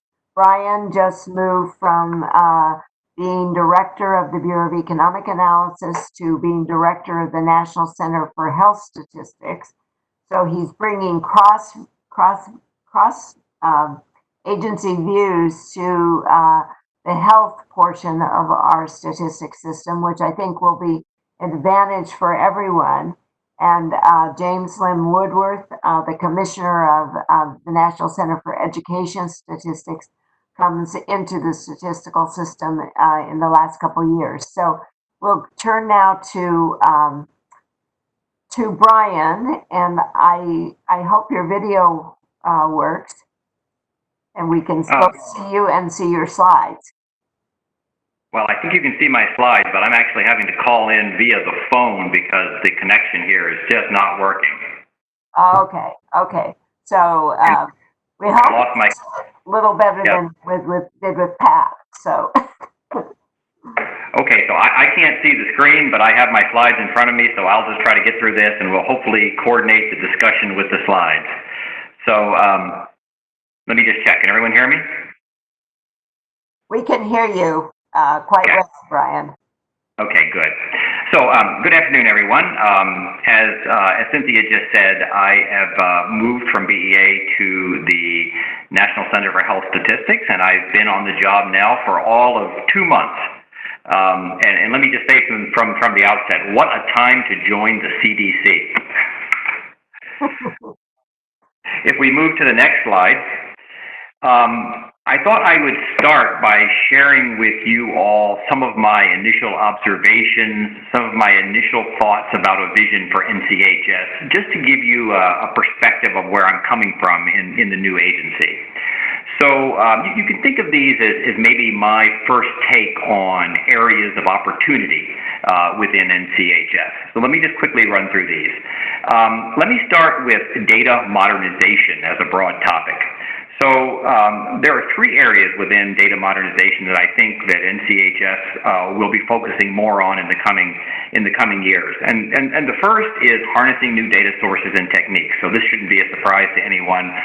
Greater use of big data and data science related techniques. However, in the health world, there's this massive amount of electronic health records out there that really have not yet been harnessed. And I think this is one of the real challenges for NCHS to work on how we can better harness those electronic health records to make our data more timely and more policy relevant.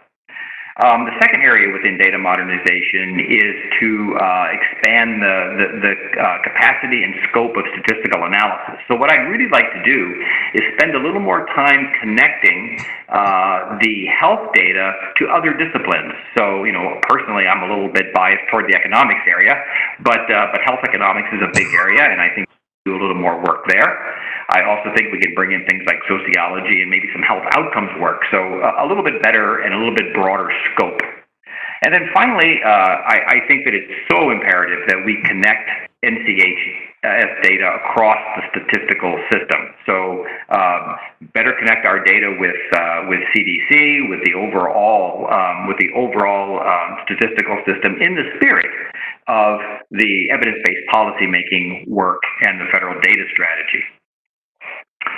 The second facet, if you will, of my thinking around an NCHS vision is, of course, around the greatest asset that NCHS has, which is its staff. And so I'm very keen to support the NCHS workforce for the future by better promoting coordination, collaboration, and again, the spirit here really an empowerment of the staff and an empowerment to create and to engage in more innovation. So I don't want to spend a lot of time on this. I just wanted to give you a sense of where I'm coming from in this new role and my initial vision, anyway, of NCHS. And by the way, any of you that have worked with the agency or the center over the years, and you have suggestions, you have thoughts of how I can hone, refine, add to this vision, please reach out, and I'm more than happy to talk with you. Next slide, please. As we've been discussing today, COVID-19 is impacting all of our agencies. And at NCHS, our household surveys, which are in-person interview surveys, have all been moved to telephone interviews at this point. And I would say, though, I'm a bit surprised, but the response rates have still remained relatively high. So that's a positive result. Also, our National Health and Nutrition Examination Survey, which is an in-person physical examination that takes place via mobile examination centers, as you can imagine, is completely out of the field at this point, and we're not sure when it's going to return to the field. But I will say this, the one thing that we are doing is repurposing those mobile labs And actually, they're on loan to the DC government at the moment, and they are being used for COVID testing at a variety of senior care facilities throughout the city. So they're being moved around and used for that purpose. So I'm really pleased that we were able to have that partnership with the DC government. On the staffing front, some other folks earlier today mentioned what's happening on the staffing front. On the staffing front, obviously we're all working from home, but I have to say, folks are most resilient through all of this. I've been really impressed with the NCHS staff and their willingness to do whatever necessary to move the agenda forward. And finally, also on the staffing front, as you know, NCHS is part of the CDC family. And many of the NCHS staff are actually participating in the formal CDC response, the response that you see every day when you turn on the news. So several folks are participating either directly in this response or indirectly through providing statistical materials in support of the various response teams. All right, next slide, please. In terms of what we're doing in response to the COVID-19 on the statistical front, NCHS has really been able to respond very, very rapidly to the statistical needs of the pandemic. And I would say this has not always been the MO for NCHS. This is a bit of a new paradigm for us to be so responsive, and a lot of it has to do with the fact that we have done some investments over the past years that have positioned us well to be able to do this. And some of those investments, by the way, are thanks to you guys for your support and your budget pushing over the years to get us the resources we needed to make these improvements. So let me just quickly hit a few of these COVID-19 responses that we're undertaking. So we are accelerating the availability of our current statistics. Perhaps the best example of this is our vital statistics. So we have been able to provide COVID death counts in a very timely manner, and we continue to provide new cuts on these death count data almost on a weekly basis. So a very dynamic process. These accelerated data are getting lots of use in media coverage. I mean, I don't think you turn on the news one evening that you don't hear about the death counts associated with COVID-19, and those are the NCHS vital data that you're seeing there. We're also expanding our existing surveys, so we're putting new COVID-related questions on our health interview surveys, and we're also looking to add questions to our healthcare provider surveys. And these are really important because they're allowing us to get at some key issues, so some key structural changes, so things like telemedicine, things like retail clinics. And the final thing I'll mention is our partnering with the federal statistical community. We've talked about the Pulse survey already. What an amazing effort, right? I mean, I think that's a hallmark for the statistical system to be able to react so quickly. And on the NCHS side of this thing, that's giving us additional data, or new data, I should say, on mental health, access to medical care, and health insurance coverage. So really good stuff going on there in terms of partnering. Next slide, please. What I thought I would do is just show you a couple of these statistics that NCHS is putting out as part of the CDC response. So here on this slide, we have death counts broken out by age group for the past several months. And on a very positive note, you can see the decline in all of these categories, all of these different age categories in the recent weeks. Now, if you, again, are paying attention to the news, you know that these death counts are based on death certificates state by state, and they have become quite the controversial topic because these states report data at different rates, and there are different sources of data, and so on. But nevertheless, what I'll say about all this is we are able to get these things out in near real time, and it has really put NCHS on the map in terms of being an integral part of the CDC response. So, what we've always said, and we said it back at BEA too, criticism comes along with relevance, and that's sort of just the way the game works. So we're really pleased that we're sort of in that, in that front, in that lead in being able to provide some of these data. Next slide, please. So just quickly, this slide shows what we call excess deaths associated with COVID-19. And this is another frequently cited NCHS statistic. Excess deaths are those deaths that are above the expected level of deaths for a given time period. So people use these excess death measures to really to gauge the strain of the healthcare system, or to measure people's avoidance behavior. So let me just give you an example. If there's a person who is experiencing chest pains, but they refuse to go to the hospital to get treatment for those chest pains because they are fearful of contracting COVID-19, and then as a result of that, they end up dying from a heart attack. This would be an example of something that would contribute to these excess deaths. And you can see that by having this information available, it really does give some insight into what's happening in terms of the dynamic of the healthcare system, and really important for not only addressing issues now, but thinking about how we build capacity for the future. Next slide, please. And finally, I'll just mention, this is going back to the Household Pulse Survey.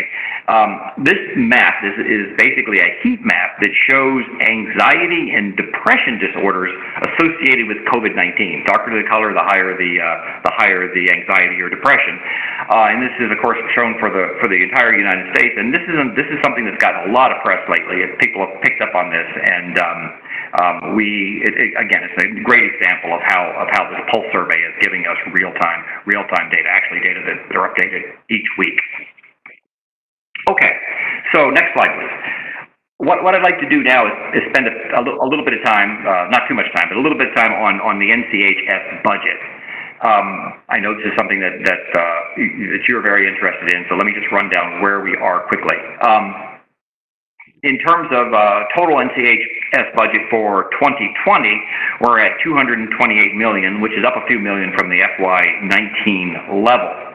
And one thing to note is that the 2020 budget includes an additional $3.4 million for the category of public health modernization. And I know many of you around the table fought very hard for NCHS to get those modernization funds. You fought very hard for that CDC modernization effort, and you fought very hard for those funds to come to NCHS. So thank you very much, and it's really nice to see that 3.4 million of that 50 million CDC modernization initiative was given to NCHS. Next slide, please. If we turn to the President's FY 2011 budget, our total budget authority is actually down a little bit. It's down about 5.4 million from from 174 million down to 169 million. But I wouldn't get too worked up over this because this decrease is really consistent with the overall reduction in the CDC budget for FY 2021. And in fact, if you dig into that budget in a little more detail, you'll see that actually of all the, well, not of all the centers, but of many of the centers, NCHS is impacted much less than many of those centers across CDC. So I'm not saying it's a good thing, but it's we could be in a worse situation. Also, as you know, the 2021 budget is a nebulous thing at this point. So there's all sorts of things going. There's all sorts of uncertainty around it. It was formulated before the COVID impact, and of course the election year, and so on. So we're going to wait and see how all of this shakes out at the end of the day. But let me finally mention something about the COVID-19 supplemental funding, because I know this is something that folks have thought a lot about. So let's go to the next slide. What I've tried to do here is summarize these various appropriation acts on one slide. So there have been many of them, but let me just walk through a couple of these. So the first act was the Coronavirus Preparedness and Response Supplemental Appropriations Act. And at the end of the day, what this did was to provide $2 million for NCHS. And we use those $2 million to enhance our vital statistics. Now, the vital statistics group is that group I mentioned a moment ago that's doing those death counts data, those excess deaths data. So that's the group that's really engaged on that front. So you see the value of that additional funding playing out already. The second act that I'll mention is the Coronavirus Aid, Relief, and Economic Security CARES Act, which, as many of you know, has provided $500 million to CDC for, quote, COVID-19 data modernization. So, and let's go to the next slide. So CDC is still in the process of figuring out how to allocate those funds across all the centers within CDC, but NCHS has certainly made proposals for how a portion of those funds could be used to improve our COVID-related statistical work. So what I've listed here on this slide is not an exhaustive list, but it's a list of a few of the things that we're hoping to receive funds for. And just quickly, we'd like to continue to upgrade the vital statistics. Again, that's the group that works on those death counts. We would like to forecast COVID-19 spread and impact through enhanced modeling, predictive analysis, and better data linking from multiple sources. So some of those big data efforts, some of those data science efforts. And then finally, we'd like to expand data visualization and data approachability. So one of the big things we're seeing in this pandemic is sort of closing that gap between the scientific world and sort of the communications world and the data access world, and understanding the scientific results in a way that are actionable, and that folks can actually get a handle on what the current status is. So more to come on that. $500 million is a lot of money. We're hopeful that NCHS at the end of the day will be able to partake in some of that, but time will tell. We will see how that works out. Very last point I'd like to make is on the last slide. So last slide, please. I'll conclude with returning for a moment to that public health data modernization initiative that I mentioned at the beginning when I started talking about budget. So this is the $3.4 million out of that $50 million that came from the CDC Public Health Modernization Initiative back in 2020. I just again want to thank everyone for their fighting for this money for HHS, for CDC, and ultimately for NCHS. Going forward, I'm really hopeful that these funds will continue. It was $50 million in the first year. I believe in 2021 the proposal is for around $30 million.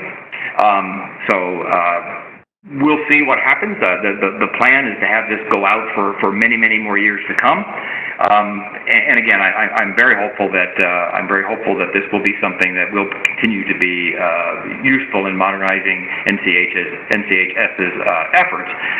But in the meantime, using this funding, we're continuing to partner with our folks, with the folks at CDC and HHS to improve the timeliness, relevance of our data. Particularly in the areas of collection, analysis, and dissemination. And this is not only to improve the data for our customers and to better connect with the CDC community, but also this is really key to promoting a lot of those initiatives under the evidence-based policymaking and the federal data strategy. So I think this is all really important work, and I'm happy to say we're making some good strides. In closing, I would just say I welcome your feedback. I'm new at this job, so I am more than I'm not wed to any particular direction. I'm more than willing to hear your feedback, to take your suggestions into consideration. So please, if you have thoughts that you'd like to share with me, do not hesitate to reach out. I really look forward to hearing from all of you. And again, I apologize that I wasn't able to do this via video, but hopefully you got something out of this discussion. So thank you very much. And Cynthia, back to you. So thank you, Brian. We did get some background noise, but we could hear you. So that was better than what we'd experienced just in the last session. So we will turn to another area that's been very much impacted by this COVID and the hibernation, whatever you want to call it, that everyone has been doing in their homes, including students. James Lynn Woodward, Commissioner at the National Center for Education Statistics. He goes by by Lynn. I don't know if he's, oh, I see him here. So hopefully we will see him on the video. And do you have slides, Lynn? Can you hear me? I think you're. Oh, there we go. Can you hear me now? Yes, we can hear you. Okay. Good. So I do not have slides, and part of the reason, quite frankly, is because it's been such a fluid experience that we've been having that it's been really hard to it'd be really hard to get some slides put together. As you can imagine, having a organization whose responsibility it is to track education across all aspects of the country, when 99% plus of all educational institutions are in some kind of unusual operations, either have shut down or are doing distance learning or are going through some kind of almost traumatic experience, it's made it a really interesting challenge to get information and keep everything moving. So we have, what I would describe as a very fluid activity in the education sector across the country right now. COVID-19, was one of those things where people were like, this could become an issue if we start to see the spread. And in a very short time, we went from 2 states deciding they were going to have their schools closed down because of hotspots to about, within a matter of a couple of days, about half the states having shut down. And then, a week later, basically all 50 states had closed all their public schools physically and had moved very quickly to some kind of distance learning. We also saw the same thing with post-secondary institutions, where in a very rapid succession, we had everybody moving into distance learning. So it made a real challenge when it comes to actually staying on top of everything and keeping the information flowing as such. So some of the really big impacts that we've seen on NCS activities and what we're going to have to deal with moving forward, I would say the biggest impact was on the middle grades longitudinal study. So this was a study that was in the field. We had been doing this collection as it was a longitudinal study. It was supposed to pick up students when they entered into the 6th grade and then cover it to the time they exited 8th grade. And of course, what we ran into was with the shutdown was a lot of our field collections had to be canceled. And so the middle grades longitudinal study, we had a system set up by which we could do remote reporting for those what we expected to be rare occasions when that was necessary. It turned out that that was going to end up being the primary means by which we were going to have to collect data. And so again, we're expecting a lot of challenges around that collection. We're going to salvage what we can, but we do expect we're going to have some serious shortcomings in the data. We were only about halfway through the collection when the schools started physically shutting down, and so we're going to end up with probably a much smaller sample than we expected, and obviously we're going to have missing data, and we're going to be very careful with non-response bias analyses and things of that nature. There are a number of other collections that were being undertaken by NCS at the time. Some of them actually were only very lightly affected because they were already remotely collected anyway. So, for example, the SOCS, the School Survey of Crime and Safety collection, was in the field, and we were, again, probably about 3/4 of the way through in that collection, but that collection was already done by remote collection anyway. And so we've actually had really good response rates still coming in. As Brian said, we talked about with his collections.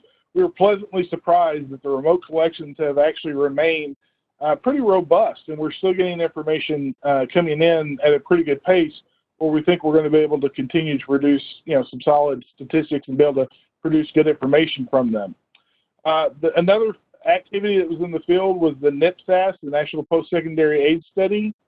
This is, again, another remote collection, and this is a collection of students that we do to look at post-secondary research for the baccalaureate and beyond. It spins off of the NIPSAS, and then also the beginning post-secondary study spins off the NIPSAS. So it's really important that we get this collection in a good solid state because there's other collections down the road that are based on it.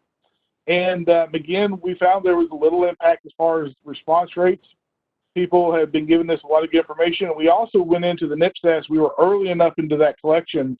And thank you to OMB and the good folks over there we work with, we were able to make some quick modifications and actually add some COVID-19 items onto that collection. So we are currently gathering information on how the COVID-19 impact has affected students in their college going experience, and especially those in their freshman year. So we think that's going to be a really nice, useful piece of data that we're going to have moving forward. Another post-secondary collection that's been somewhat affected by the COVID-19 issues is the IPEDS data. And the IPEDS data is our post-secondary administrative data collection, and it gets information on enrollment and tuition costs, things of that nature. It is also used as the base for the college scorecard. One of the big issues we had here, we found out interestingly, was that the people who do the reporting, which are at the institutions, told us, we have all the data, but we can't get to our office to send it to you. And so we've actually had some delay in the reporting due to the reporters not being able to get to their computers and not be able to access their offices.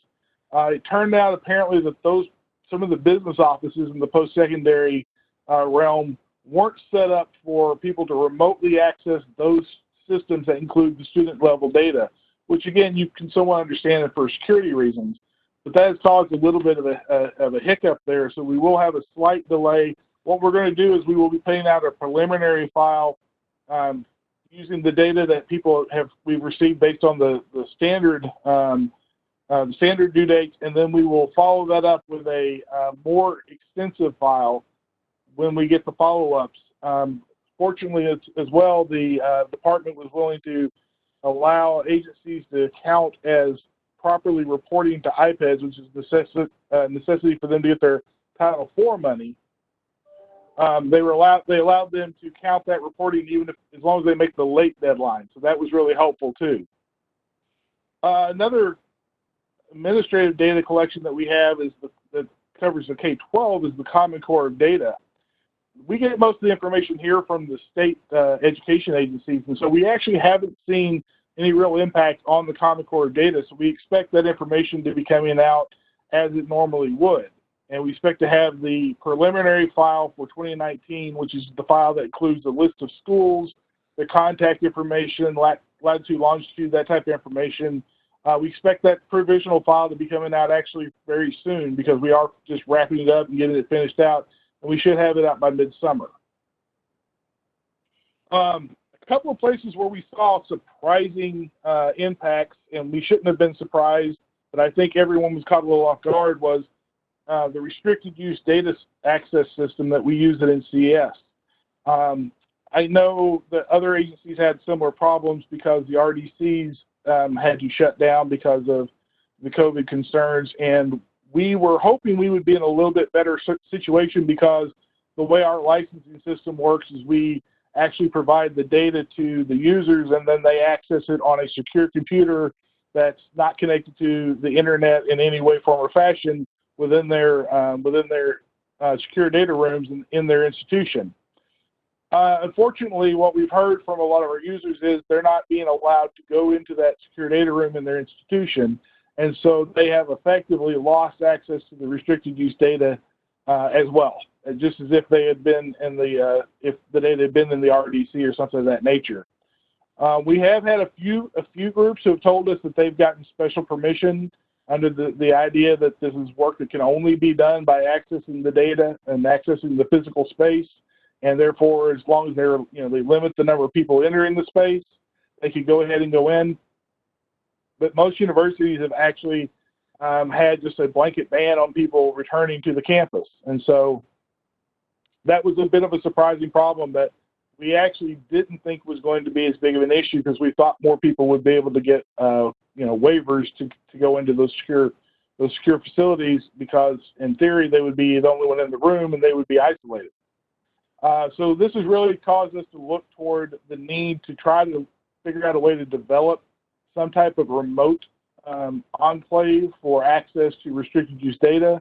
We are working with some groups on that right now to see if we can get something like that set up.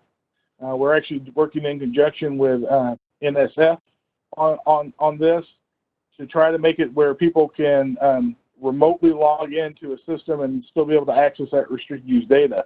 But I think this has been hopefully an eye opener for the entire federal statistical data system to realize that we put the data out there. We really want people to use our data, but we also create a dependency then when people are using our restricted use data, and that we really do need a solution that's a little more durable than what the current system is, whether it be the physically going to an RDC or in our case, physically going into a secure data room at the institution. There are still problems when something like COVID-19 rears its ugly head. So that's been an interesting learning experience on our part. As I said, something we thought we were going to be in good shape on.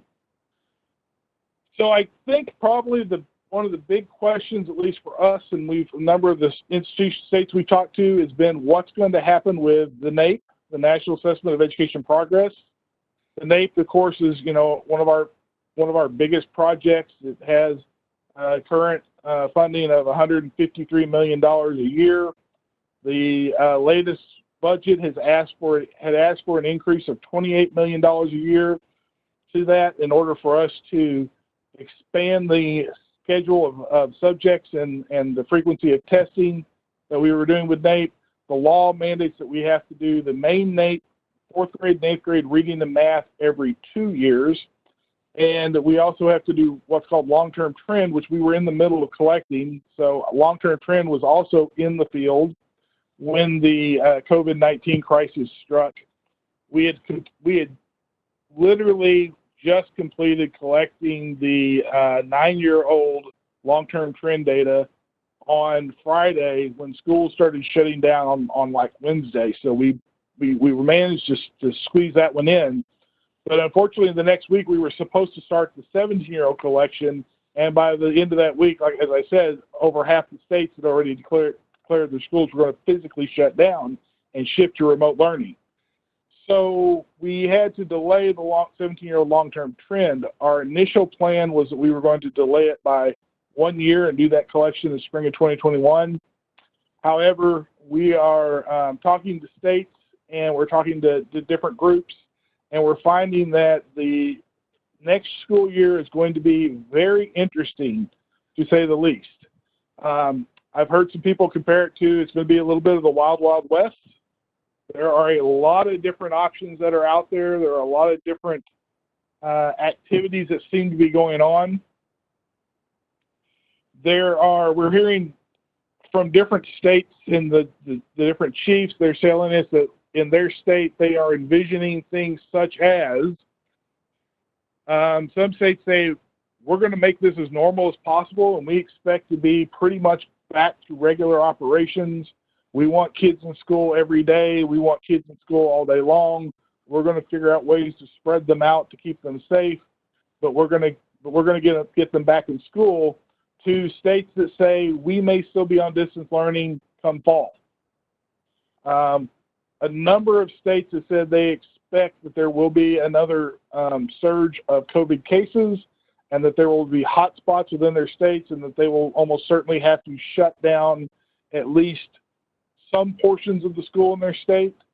They all expressed that they hope they don't have to do a full state shutdown again, but they have acknowledged the issues. But one of the biggest challenges that we think that we're going to see, that schools are telling us they're going to have, is how to get kids into school and keep them adequately spread apart.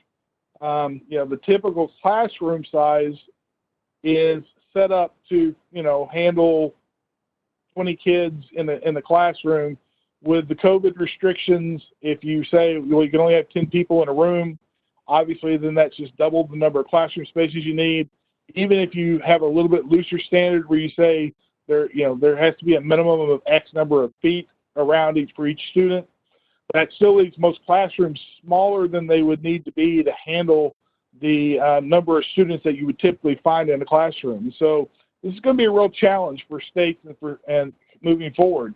So this is something that we're talking about this with states because it's going to have a big impact on how they come back to school in the fall. Some states have discussed adjusting to this by doing AB schedules. And again, we've heard a wide variety of AB schedules. Some of them are half the kids in the morning, half the kids in the afternoon. Some of them are half the kids on Monday and Wednesday, half the kids on Tuesday and Thursday. Some of them are students come in for 1 week and then they do remote learning the next 2 weeks while a different set of students comes in to campus on those weeks. And so it's going to be really interesting. It's going to be quite the challenge. And obviously this is going to have an impact on what we do with NAEP. So we are still figuring that out. We're still discussing what the NAEP collection is going to look like, but it's likely to look very different than things have looked in the past. I know we're kind of running low on time here, so I want to kind of push forward. There are a number of international assessments that the United States participates in, and several of those have already been shifted or in the process of being shifted. The PIAC, which is the assessment of adult competencies, it's a household survey that's done via the OECD. It is being delayed. It was supposed to take place in 2021-22 school year, so it's actually going to be shifted to 2022. We are expecting the final decision on the PISA to come down very soon, but also we expect that one to be shifted by a year. PEARLS, the U.S. is pushing that assessment be shifted by a year as well. And so we're working with those international organizations, both OECD and the IEA, to try to help align the schedules with the different countries around the world. But what we're seeing is a lot of countries are saying, we're not going to be able to test in the next coming year. We need the time. We need to be able to have some time to adjust. There are a couple of data sets I would like to point out that NCS has that I think are going to be particularly useful to people during this time. So one of them is we are also participating with a pulse survey that Census has put together. Thank you to Census for getting that put together very quickly, and they've included several education questions in there, looking at how much time students spend online in lessons, how much time an adult interacts with students in their lessons. So we think there's going to be some really useful information there. But we already had a very active partnership with the Census Bureau to produce some special tabulations for NCS that we think are critically useful for understanding the impact of COVID.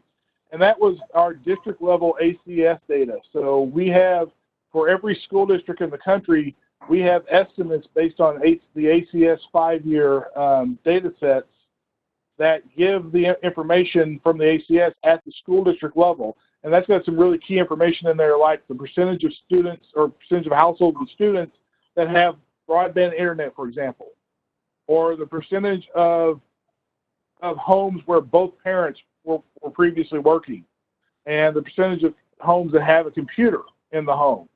So we think there's a lot of useful information there that will come into play. One of the things I will say that we have really seen that I think was, as I've said before, I think NCS is a bit of the canary in the coal mine when it comes to the use of contractors. As most of you know, we are heavily reliant on contractors for our operations. I would argue we're too reliant on contractors. And one of the issues we've run into with COVID-19 coming up was a real lack of flexibility to quickly respond to the COVID issues, because we couldn't simply say, hey, we need you 5 staff members to stop working on what you're working on and shift yourself to this, because most of our work is done by contractors, and so getting those adjustments meant we have to go mod a contract, which if you've ever used the federal contracting system, is not something you do in a matter of days, it's something you do in a matter of weeks and months. And so I do think that this was, again, some lessons learned for us is if we're going to want to have more flexibility, we really need to have more in-house time available to be able to make adjustments to events like COVID that come up so suddenly. So I would hope that, again, that some folks could learn from our examples and build off of that. So I appreciate all the support we've gotten from COPAFS and all the participants and the folks in the statistical world. There's been a lot of discussion lately about a lot of issues around NCES, and I greatly appreciate that. It is difficult from inside the system sometimes to be able to speak about things, and it's nice to have those supporting agencies and activities that are willing to speak up for us. And I greatly want to appreciate it. Want to say thank you very much. So thank you very much to you, Lynn. And just let me add my thanks to all the federal statistical agencies, because I don't think anyone realized when you have a pandemic, it affects every single portion of our society. Education, health, economy, business, people, everything that is going on is impacted. And because our data system is decentralized, that means everyone needs to be playing a part to pull together to make this system work. I don't see any questions. I don't in my chat. Are there questions for either Brian or Lynn? I think they're kind of at the crux of two of the points that have been really impacted through this COVID crisis or pandemic. So, when I think particularly, I see a hand, Felice. Yeah, well, it was a very nice pairing at the end, and really my compliments and tribute to everyone who participated. Brian made the very important point about recognizing that how NCHS needs to, we all need to, but work cross-sector, because of course health affects each and every sector of our society. And probably no more important than that interaction between education and health. So I guess I'd ask both Lynn and Brian how you're thinking about some of the intersections, both coming into and out of COVID-19 and looking at the future in terms of the relationship between health statistics and educational statistics. So, Felice, one of the reports that we've actually kind of sped up to try to get it out as here very soon is we have a report on the number of individuals coming out of post-secondary institutions with health credentials, because obviously staffing is going to be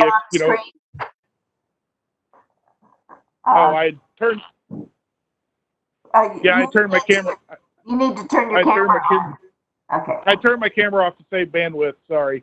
So one of the reports that we've kind of sped up a little bit was a report that we have on the health fields coming out of post-secondary institutions, because obviously in a circumstance like what we have going on right now with the pandemic, the number of individuals in that field is really critical. We've actually paired that with a report that looks at the sub-baccalaureate information that comes out of the IPEDS data, and we'll also have information about people going into different fields. And so you'll be able to get readers can look at that and get an idea of how strong the pipeline for healthcare workers is currently in the country. And I think, again, that's a really critical thing, because we're going to need a lot of individuals to help with the healthcare crisis if COVID continues forward. And also, too, this was already an area where, there's a lot of demand for healthcare workers. And, thank goodness we haven't had some of the issues that people were afraid of with losing a lot of our healthcare workers, although obviously they are in the front lines and we have lost some because of COVID. But, obviously that's a really critical piece of information to have is, how many people can we expect to go into this field? What kind of credentials are they getting? And so we are working to push that information forward. Brian, would you like to make any more comments on following your presentation? No, I would just second what Lynn just said. I mean, it's certainly a very, very important intersection, and one that we're thinking a lot about as well. So we're going to be working collaboratively over the coming years as we try to ferret out some of those interactions. So no, I don't have any further comments. I thought this was a really nice session, and just thank everyone for all of their support. Well, I will close the open part of our meeting and give a special thanks to all of our panelists who spent time trying to test us out with our system. I don't know if Pat and Kate are on the line, but because we didn't get a very good video or audio with you, I'm hoping that we can get Spark Street to record those again, and so they'll be accessible on our website. So we have an opportunity now to go to our COPAFS members meeting. I'm not sure exactly how we facilitate that, but I was thinking if you are a representative of COPAFS, if you would go to the attendee list and raise your hand, then that would be a signal for Justin to be able to unmute you, and then you can turn your own video on. So so I don't know if this works. I haven't tried it, but there is a way to raise your hand on the participant. Let's see. Justin, where do you raise your hand? Can you help us by telling the attendees how to raise their hand, so that you will know that they are a representative and need to stay on for our business meeting? Yeah. If you just click on your name, you should be able to see. People are doing it right now. So should I just unmute them if they raise their hand? Yes, please. Yeah, just do that, and then they can turn on their video. Yes, I'm seeing a few hands now. Great. So, and the others, if you would just leave the meeting, that would, and with our thanks for participating, and just our thanks again to the Federal Statistical System for their support for the FCSM, for the agencies for their support for the FCSM 2020 conference. We look forward to the actual event in September 21st, and tell you that registration is open for the webinars on confidentiality and data access on the COPAFS website. So thank you so much, and we'll proceed to the next part of our meeting. So once you get your hand raised, and if you would then put your video on, then we'll know that you are actually staying around for the meeting. I made a bet with my friend because he has that too. Because they're attendees, they won't be able to show their video, but they're unmuted. Oh, okay. Okay. So actually, let me try some. Don't you think you can?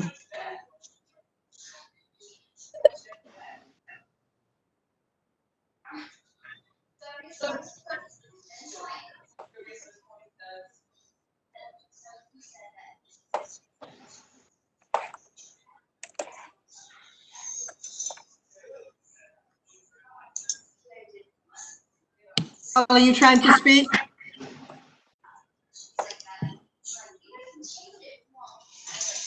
Yeah. Hello. Go ahead, Paul. Okay. So Oh, no, I was just getting my video going. I'm all set. Thank you. If you still need to be unmuted, let me know through private chat, and I can unmute you too. why don't we just, well, we could continue with you unmuting them, but do we have videos for most people who are still on? The purpose of this meeting actually is for our transition effort, and also to help us with your suggestions with COPAFS. So, and how we can better serve the constituents of the federal statistical agencies, our members and our affiliate members, and to get your ideas. So I don't know whether it's best to leave everyone unmuted and then let you unmute yourself. Leave everyone muted and let you unmute yourself. But we're open for your ideas and suggestions. I will give you just a few thoughts. I think we've got exceptional effort going on with our FCSM conference, having to step back from one that had been planned with a number of sessions. We are, in fact, going to be offering 10 sessions in a one-day event. Additionally, we're offering 8 sessions on a webinar series on confidentiality. So there are many opportunities yet for participating in a conference. We also have done a redesign of the COPAFS website, and you should all be on our members page.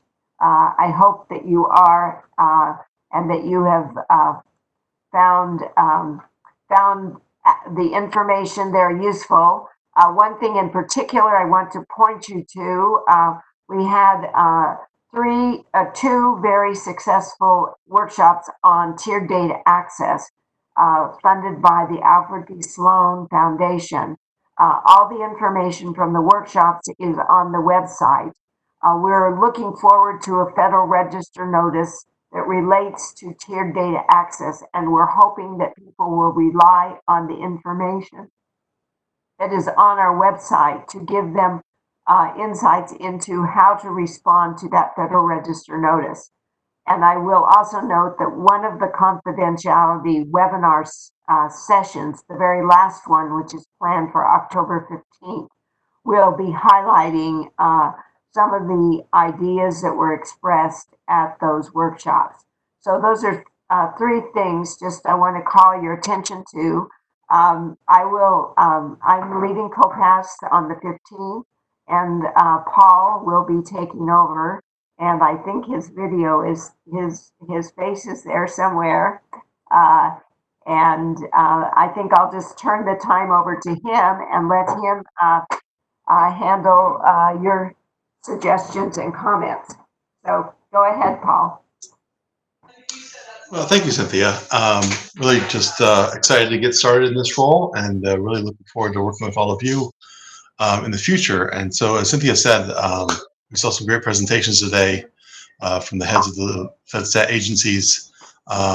Really, I'm looking for any ideas you guys have or any issues you think COPAFS should champion in the near future. So I'd certainly open up the floor to those still on the call for any suggestions.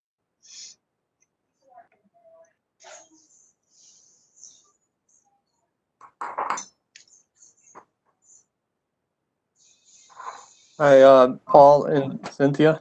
Cynthia, I just want to say thank you for all you've done for COPAFS, and welcome to Paul. Oh, thank you, Tom. Thank you, Tom. Actually, Tom's one of my interns at the Census Bureau years ago. So Yeah, back in the 90s. Yeah. Yeah, quite a while ago. But I was I'm just curious about the National Secure Data Center, and if there's anyone who knows anything about that, could probably talk about it during a COPAFS meeting. Well, there is this advisory committee that Carrie spoke about. I don't know who's on the advisory committee. I don't know whether there was a list posted of the National Advisory Committee members, but they're going to be charged with this National Secure Data Center.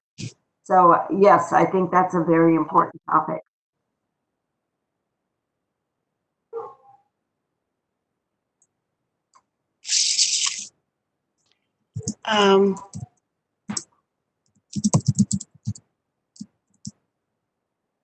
So just for a moment, this is Nancy Gordon. Paul, I haven't met you as far as I know, but I'm looking forward to working with you. But I really started to talk to say thank you to Cynthia. I met her long before I had anything to do with the statistical system because we were sitting next to each other at dinner, and I found out about the number of children she had and what she was doing professionally. And I was practically on the floor because it's been such an incredible combination of things she's accomplished. And then years later, I was at the Census Bureau, and she also joined the executive staff, and we worked together, and it's been absolutely delightful. And now I am rooting for her not to be a recidivist and to actually manage to retire this time. My family's rooting for that too, Nancy. But you'll be missed, but still, it's time for you to have some of your own time. We did tell her track record was not so hot. Members of her family that think if she got a gold watch, that this would solve the problem. But that's my son's response. So this is Kitty Evans. I don't have, can you hear me? Okay, good, because I don't have my video on, because at lunchtime, I changed and put my hair up on top of my head and changed it into a t-shirt. I'm not gonna show my video. I was all dressed up before lunch on the top. Again, I mean, Cynthia, you deserve all the thanks you can get. You've just been marvelous in this role and all your previous roles, including your administrator of NAS, where we work closely together. And welcome, Paul. So I just to give you one piece of input to answer your question about what do you think we could be doing with COPAFS. I've become very aware, especially during this COVID-19 crisis, of the lack of coordination among statistical agencies and between statistical agencies and increasingly good private collectors of statistics, who are summarized weekly in the Sean summary, if you're aware of that, Societal Expert Action Network. That's been in our stakeholder update. So right, that's right. Picked it up there. We are aware that at least I'm aware that it's a very useful tool for people to know what is going on in terms of the environment.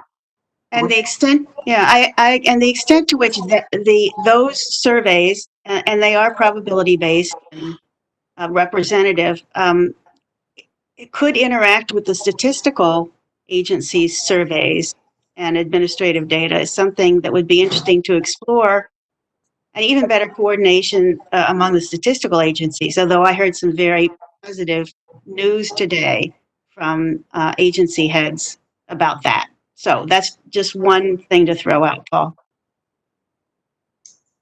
Excellent. Thank you for that. The Sean updates have been really helpful as we've gone through the this COVID pandemic. But getting those results and looking at them in context of the pulse surveys and other surveys being done by the feds at the same time is a really good idea. Does anyone have anything else?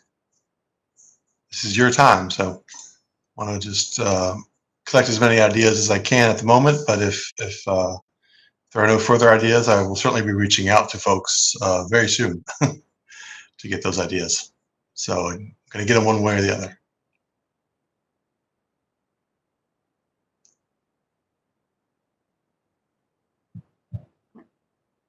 well, I think I would add. I don't know if I'm. Yeah. I think I would add that, underscoring that, I think one of the aspects of working virtually and working remotely is that it does provide opportunity for crowdsourcing and conferring and brainstorming in a way that I recognize that many of us, I suppose, have either become Zoom addicted, so we can look at some health statistics on that, or really see that unlike the one-way kinds of conference call communication where you cannot have the benefit of the eye contact or the interaction, and that there's a lot that it can do in between, and we want to do it in between. We think, COPAFS has always, through the decades, the foundation upon which it was founded, played a very important leadership role, both in addressing current issues and looking ahead. And we're a community together and want to work together. And the quarterly meetings are extraordinarily important, but we're adding multiple layers and to have greater access to you and you to us. So really feel included in this conversation, and that we want to benefit from the best of pain and the best of priorities as to where we can be going. I think we heard a lot from our agency leaders about what that might mean and what we need to be thinking. Even Lynn's statement about having remote site licenses in your secure offices and your secure closet, which I happen to have through NSF for the survey of earned doctorates.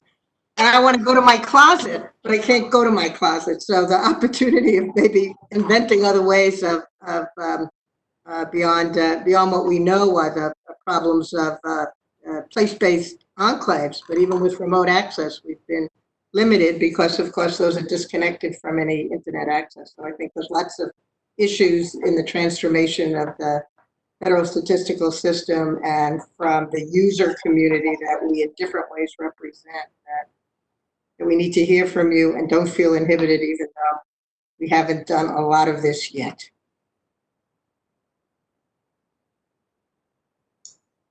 You're here. So I'm not sure who closes this meeting. Well, I'm going to close it, actually.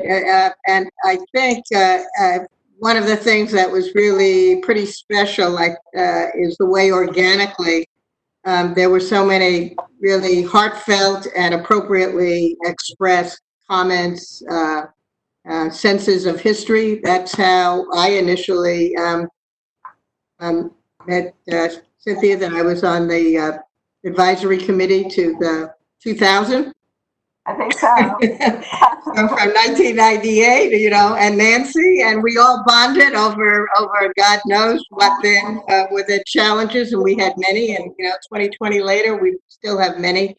And it's, as we look at the next generation of leaders and successors, there's tremendous strength and accomplishment and vitality, and we're all appreciative of that, but we stand on the shoulders of giants like Cynthia, who have in many federal official hats and in her really service as volunteer.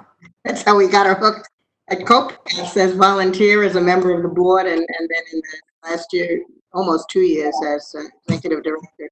Has done a fine job, and I know no one appreciates that more, because I have been chair of COPAFS before and resumed in essentially January, but it was Linda Jacobson who all of a sudden thought, oh my God, what am I going to be doing? We neither have an executive director, and John having moved west, and she's got a full-time job. So I know that Linda had some thoughts and reflections, so I thought I would turn this over to Linda as immediate past chair and have her close our afternoon. Linda? Okay, great. Can you hear me? We can hear you. I can even see you. Oh, you can. Great. Okay. I can see Felice, so I'm not sure who can see what. So thank you, Felice. And Cynthia, I want to just personally thank you, because as Felice said, I was chair of the board when the previous executive director stepped down without much notice. And both I and the board were so appreciative of you stepping off the board and into the executive director role back at the beginning of December, back in 2018. And you really hit the ground running, and you've brought stability and outstanding leadership to COPAFS for the past 18 months. And in addition to an excellent series of quarterly meetings and informative monthly updates, Cynthia's accomplishments in fiscal year 19, her first fiscal year in the executive director role, were highlighted in COPAF's first annual report, an initiative of Cynthia's, and the first time we had an annual report that she put out last fall. And some of those include things you've already heard about today, but I also want to mention the Stats for America conference, which yielded some nice revenue for COPAFs, as well as the 2 workshops on tiered access to federal data. But of course, we owe her a special debt of gratitude and recognition for her outstanding efforts and success in transforming the planned April FCSM conference from an in-person event to a virtual event and a series of webinars over the summer. And at our board meeting back on March 5th, we kind of started oh, well, is there a possibility that this might have to be virtual? Do you think this is going to be canceled? Little did we know what was coming, in the next couple of weeks. So I really applaud all your efforts and your success in doing that, Cynthia. So we will miss you greatly, but we wish you all the best in your, I think you told us yesterday, this is your 5th retirement. And I hope that we can all raise a glass and honor you in person at some point in the very near future. So thank you so much for everything you've done for COPAFS, both on the board first as executive director, and prior to that, all your contributions to the federal statistical system. We are greatly indebted. Thank you so much. Well, I just want to comment because I've had lots of helpers, and particularly with the FCSM, I want to note that we've had a steering committee of David Kashahara and Darius Singaporia and Jennifer Edgar, and we worked together. I think we really bonded, and but I did manage to persuade them into a full conference in the fall. So and it had to be on the Evidence Act. But there is a research component to the conference. So, and then my first job at the Census Bureau was in confidentiality and disclosure avoidance. Nobody remembers that, but I've had a special reason to always stay in touch with what is going on in that particular field. So that kind of goes back to the webinar series and the Sloan workshop, I think are all really connected to that as one of the issues that I've followed throughout my career. So it's been a pleasure being part of COPAFS.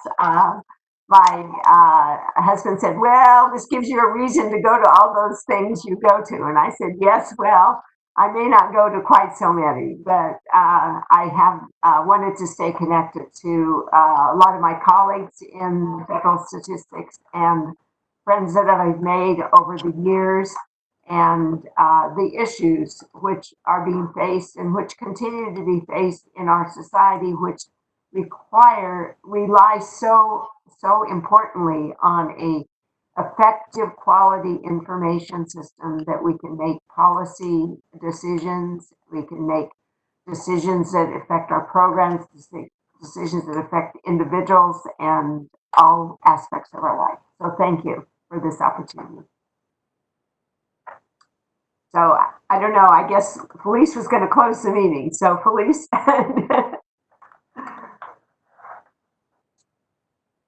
See her. Yeah.